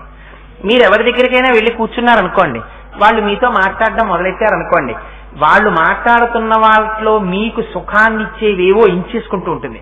ఈ మాట బాగుంది, ఈ మాట బాగుంది, మన గురించి చెప్తున్నాడు, చాలా బాగుంది, చాలా బాగుంది అంటుంది. కొంచెం మీకు వ్యతిరేకంగా ఏమైనా చెప్పాడు అనుకోండి, దిక్కుమాలినాడు చెప్పాళ్లే ఇవన్నీ చెప్తున్నాడు అంటుంది. సుఖాన్ని దుఃఖాన్ని, సుఖాన్ని దుఃఖాన్ని, సుఖాన్ని దుఃఖాన్ని వెతికేస్తూ ఉంటుంది. ఇలా వేరు చాటలో పెట్టి ఇలా చెరుగుతుంటే పొల్లు పోయి సారం ఉండిపోతుంటుందే, అలా సుఖం దుఃఖం, సుఖం దుఃఖం, సుఖం దుఃఖం వెతికేస్తూ ఉంటుంది మనస్సు. అందుకని దానికి ఎప్పుడు సుఖం వైపుకి అభిలాష. ఏ సుఖం? ఈ ఇంద్రియాలకి సుఖం. ఈ సుఖాల కోసమని పాశం. ఏమిటా పాశం? సుఖము దుఃఖము, సుఖము దుఃఖము అని వేరు చేసి కోరికలనే పాశాలు వేసి మిమ్మల్ని తిప్పుతుంటుంది. ఇప్పుడు అమ్మవారి చేతిలోకి వెళ్ళాయనుకోండి చెరుకు విల్లు పాశం, వీటిని మీరు చూశారనుకోండి, ఆ పాశం వేసి భక్తి పాశంగా మార్చి తన పాదాల దగ్గరికి లాక్కుంటుంది. ఇప్పటి వరకు సుఖము దుఃఖము, సుఖము దుఃఖము అని లోకమునందు తిరిగిన మనస్సు మారి అమ్మవారి పాదములు పట్టుకుంటే చాలండి. తల్లి పాదాల మీద శిరస్సు ఉంచి నమస్కారం చేస్తుంటే ఎందరో భక్తులు పూజ చేసేసినటువంటి ఆ పూలవాసన, అమ్మవారి పాదములకు అంటినటువంటి పారాణి వాసన, ఆ పాదములకు పూజ చేసిన కుంకుమ వాసన, అమ్మవారు మెడలో వేసుకున్నటువంటి పెద్ద పుష్పమాల యొక్క వాసన, అమ్మవారి పుష్పమాలలో ఉన్న మకరందం తాగుదామని వచ్చినటువంటి తుమ్మిదల యొక్క ఝంకారం, ఇవన్నీ వినపడుతుంటే అమ్మ పాదాల మీద పడి నమస్కారం చేస్తున్నప్పుడు ఉండే మత్తు, ఆహాహా ఎంత ఆనందం అండి, ఎంత ఆనందం అండి అంటారు. ఏమైపోయాయి? ఇంద్రియాలన్నీ లోపలికి వెళ్ళిపోతున్నాయి, బయట తిరగడం మానేస్తున్నాయి. అందుకని ధనుర్పాశం బాణం శృణిమపి దధానాకరతలై. అమ్మా అదిగో నీ చేతులలో ఉన్నటువంటి ఆయుధములను నేను దర్శనం చేస్తున్నాను. ఇప్పుడు మన్మధుడి చేతిలో ఆయుధాలు అమ్మవారి చేతిలోకి వెళ్ళేటప్పటికి మిమ్మల్ని ఉత్తమమైనటువంటి గతి వైపుకు నడిపించేస్తాయి. ఇలా అడగడం చేత కాదు మనకి. అమ్మా నేను ఇన్ని బాధలు పడుతున్నానమ్మా, సంసారంలో ఉండిపోయానమ్మా, నీకేం తెలుసమ్మా, ఈ మనస్సు వల్ల ఇన్ని బాధలు వచ్చాయమ్మా, అందుకే మీకు సుఖం ఎప్పుడు ఉంటుంది. అందుకే మీరు ఎప్పుడైనా ఎక్కడికైనా వెళ్ళారనుకోండి, సుఖం అనిపించదు. ఆఫీస్కి వెళ్ళారనుకోండి, అబ్బా ఎప్పుడైపోతుంది ఆఫీస్ని, గడియారం అంతా చూస్తూనే ఉంటాడు, 5:30 ఎప్పుడవుతుందా అని. 5:30 అయితే ఏమవుతుంది? ఇంటికి వచ్చేస్తాడు అంతే. ఇంటికి వచ్చేస్తే అమ్మయ్యా ఇంటికి వచ్చేసానని కూర్చుంటాడు. ఊరెడతాడు, ఎందుకు ఎడతాడు? ఇంటికి వచ్చేయడానికి. ఆఫీస్కి ఎడతాడు, ఎందుకు ఎడతాడు? ఇంటికి వచ్చేయడానికి. సినిమాకి ఎడతాడు, ఎందుకు ఎడతాడు? మళ్ళీ ఇంటికి వచ్చేయడానికి. ఎక్కడికి వెళ్ళినా ఎక్కడికి వచ్చేస్తాడు? ఇంటికి వచ్చేస్తాడు. అలా మనస్సు ఏం చేస్తుందంటే మిమ్మల్ని దుఃఖంలో తిప్పడానికి లేచిన దగ్గర నుంచి ఇంద్రియాలను అడ్డు పెట్టుకుని తిప్పుతుంది తిప్పుతుంది తిప్పుతుంది తిప్పుతుంది, సుఖ దుఃఖములని అలసట పెట్టేస్తుంది. ఆఖరణ అదే అలిసిపోతుంది. అలిసిపోయేది ఏం చేస్తుందంటే ఇక దానికి సుఖం కావాలి కాబట్టి ఇంద్రియాలని తనలో పెట్టుకుని తనెళ్ళి ఆత్మలోకి వెళ్ళి కూర్చుంటుంది. అసలు ఆ మనస్సు లేదనుకోండి, మీకు ఎప్పుడు ఉండదు, సుషుప్తిలో ఉండదు. గాఢ నిద్రపోయారనుకోండి, అప్పుడు ఇక మనస్సు లేదు, మనస్సు ఆత్మలోకి వెళ్ళిపోయింది. ఆ సుఖం అంటే ఏమిటో తెలియదు మీకు, అజ్ఞానం. కానీ మనస్సు లేదప్పుడు. అప్పుడు లేచి మీరు ఏమంటారు? మీరు లేచారంటే గుర్తేమిటి? మనస్సు లేచింది, అందులో ఇంద్రియాలు లేచాయి. ఇప్పుడు ఏమంటారు? అబ్బా రాత్రి నిజంగా సుఖంగా నిద్ర పట్టిందండి, ఎంత సుఖమో అంటాడు. దిక్కుమాలిన నిద్ర పట్టేసిందండి రాత్రి, ఎంత దుఃఖం ఆ నిద్ర అని ఎవడైనా అంటాడా? ఎవరిని అడగండి, ఎంత సుఖంగా పట్టేసిందోనండి నిద్ర, అలసటంతా తీరిపోయిందంటాడు. మీకు నిద్ర పోయినప్పుడు ఏది లేదు, మనస్సు లేదు. ఆ మనస్సు లేకపోయిందా మీరు సుఖపడిపోయారు. మనస్సు ఉందా, సుఖ దుఃఖములు సుఖ దుఃఖములు సుఖ దుఃఖములని మీకేది ఇష్టమో దాన్ని ఇష్టమని, మీకేది కష్టమో అది కష్టమని రంగులు మార్చేసి కాసేపు సుఖాన్ని దుఃఖం ఉంటుంది, దుఃఖాన్ని సుఖం ఉంటుంది. అప్పటి వరకు చక్కెర పొంగలి సుఖం ఉంటుంది, ఎక్కువ చక్కెర పొంగలి తినేస్తే దుఃఖం ఉంటుంది. అప్పటి వరకు వాడికి పరమాన్నం కనబడితే ప్రాణం, వీడికి షుగర్ వచ్చిందని డాక్టర్ గారు చెప్పేటప్పటికి దాన్ని చూస్తే భయం, అబ్బో దూరంగా పెట్టండి నాకు విషయం అంటారు. ఈ శరీరాన్ని అడ్డు పెట్టుకుని, ఇంద్రియాల్ని అడ్డు పెట్టుకుని సుఖం దుఃఖం సుఖం దుఃఖం సుఖం దుఃఖం అని మిమ్మల్ని అవసరం పెట్టేసినటువంటి మనస్సు ఒక్కసారి ఆ చెరుకు విల్లు రూపంలో అమ్మవారి పాదాల్లోకి లయమైపోతే మీరు ఆనంద స్వరూపులై నిలబడిపోతారు. అమ్మా నాకు అలా అడగడం చేత కాదమ్మా, నా స్థితి నాకు తెలియదమ్మా, ఇన్ని నేను ఎలా చెప్తానమ్మా, నాకు ఆ విద్య లేదు కదా, నన్ను ఎలా కాపాడతావమ్మా అని నువ్వు బెంగెట్టుకుంటావేమోరా. అవన్నీ నువ్వేం చెప్పద్దు. ఒక్కసారి నేను పట్టుకున్న వాటి వంక చూడు, ఆ పాశం వంక చూడు, ఆ చెరుకు వంక చూడు. నేను అమ్మని కాబట్టి మన్మధుడి చేతిలో నేను తీసేసుకుని కనపడుతున్నాను. ఇప్పుడు మన్మధుడి చేతిలో ఉంటే నిన్ను బాధ పెట్టాడు, కనపడకుండా బాధ పెట్టాడు. నేను పట్టుకుని కనబడుతున్నాను నీకు, అయినా నువ్వు రావట్లేదు, ఇది నీ దౌర్భాగ్యం. వెళ్ళు, అమ్మ పట్టుకుని ఉంది, కనపడని మన్మధుడికి దొరికి బాధపడ్డావు. కనబడుతున్న అమ్మ ఈ ఆయుధాలు పట్టుకుని కనబడుతోంది, వెళ్ళి ఒక్కసారి వాటి వంక చూసి నమస్కారం చేయి, వెంటనే నిన్ను ధరించేస్తుంది అమ్మ. అందుకని అమ్మని అమ్మగానే చెప్పడానికి ఆమెకు పేరు చెప్పరు, అమ్మతనమే గొప్ప, అమ్మకి పేరుండాలా. అందుకని ధనుర్పాశం బాణం శృణిమపి దధానాకరతలై అని శంకరులు అంటారు. పురస్తాప్యత్తాన్ః, అమ్మా ఆ త్రిపురములను కూడా సంహరించినటువంటి, త్రిపురాసురుల్ని సంహరించినటువంటి పరమశివుడున్నాడే, ఆ పరమశివుని యొక్క అహోపురుషికా స్వరూపానివమ్మా నువ్వు అన్నారు. అహోపురుషిక అంటే అహంకార స్వరూపురాలని. పరమశివుని యొక్క అహంకార స్వరూపురాలంటే శివుడికి అహంకారం ఉంటుంది, గర్వం ఉంటుందనే. అహంకారం అంటే అది కాదు, శివుడు తనని తాను నేను అని గుర్తించుకోవడం అహంకారం. అహంకారం అంటే నేను అనడం. ఆయన అలా అనడం. ఎందుకనడు? ఆయన ఎప్పుడు నిర్గుణ బ్రహ్మంగా. అందుకే మీరు పరమశివుణ్ణి చూడండి, కోటగుమ్మం సెంటర్ అని రాజమండ్రిలో ఉంది. ఇలా 2 కలశములు పట్టుకుని ఇలా అమృతం పోసేసుకుంటూ ఉంటాడు. తన మీద తాను పోసేసుకుంటే మళ్ళీ కిందకు వస్తుంది, మళ్ళీ ఇలా తీసి మళ్ళీ ఇలా పోసేసుకుంటూ ఉంటాడు. అరమోట్పు కన్నులతో ఉంటాడు. అంటే తనలో తానే రమించిపోతూ తాను ఆత్మస్వరూపుడై తాను ఒక్కడే అయి సంతోషిస్తుంటాడు.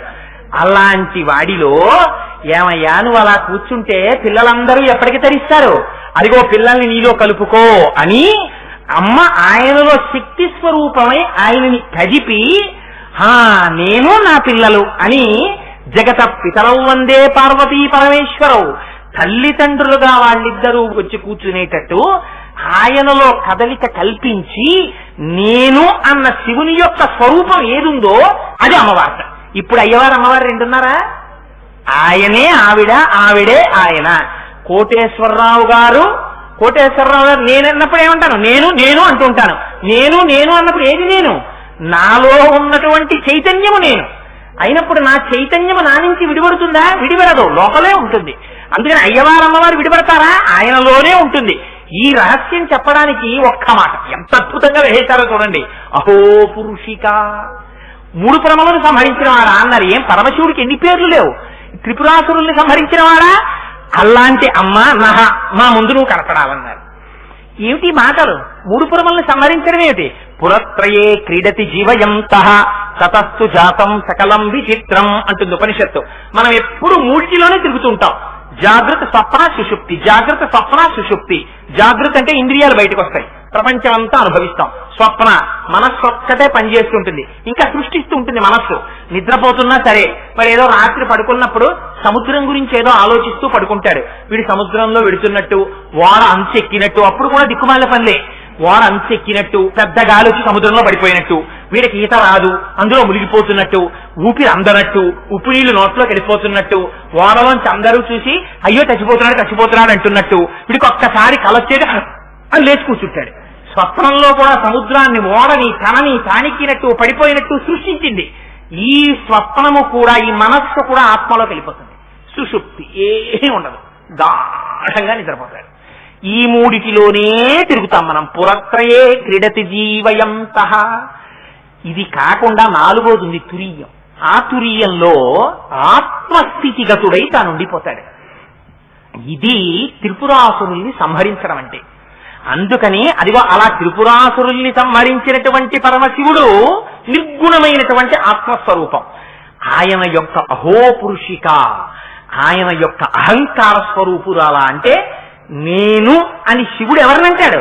తననే అంటాడు, తనలోని చైతన్యాన్నే అంటాడు కదా.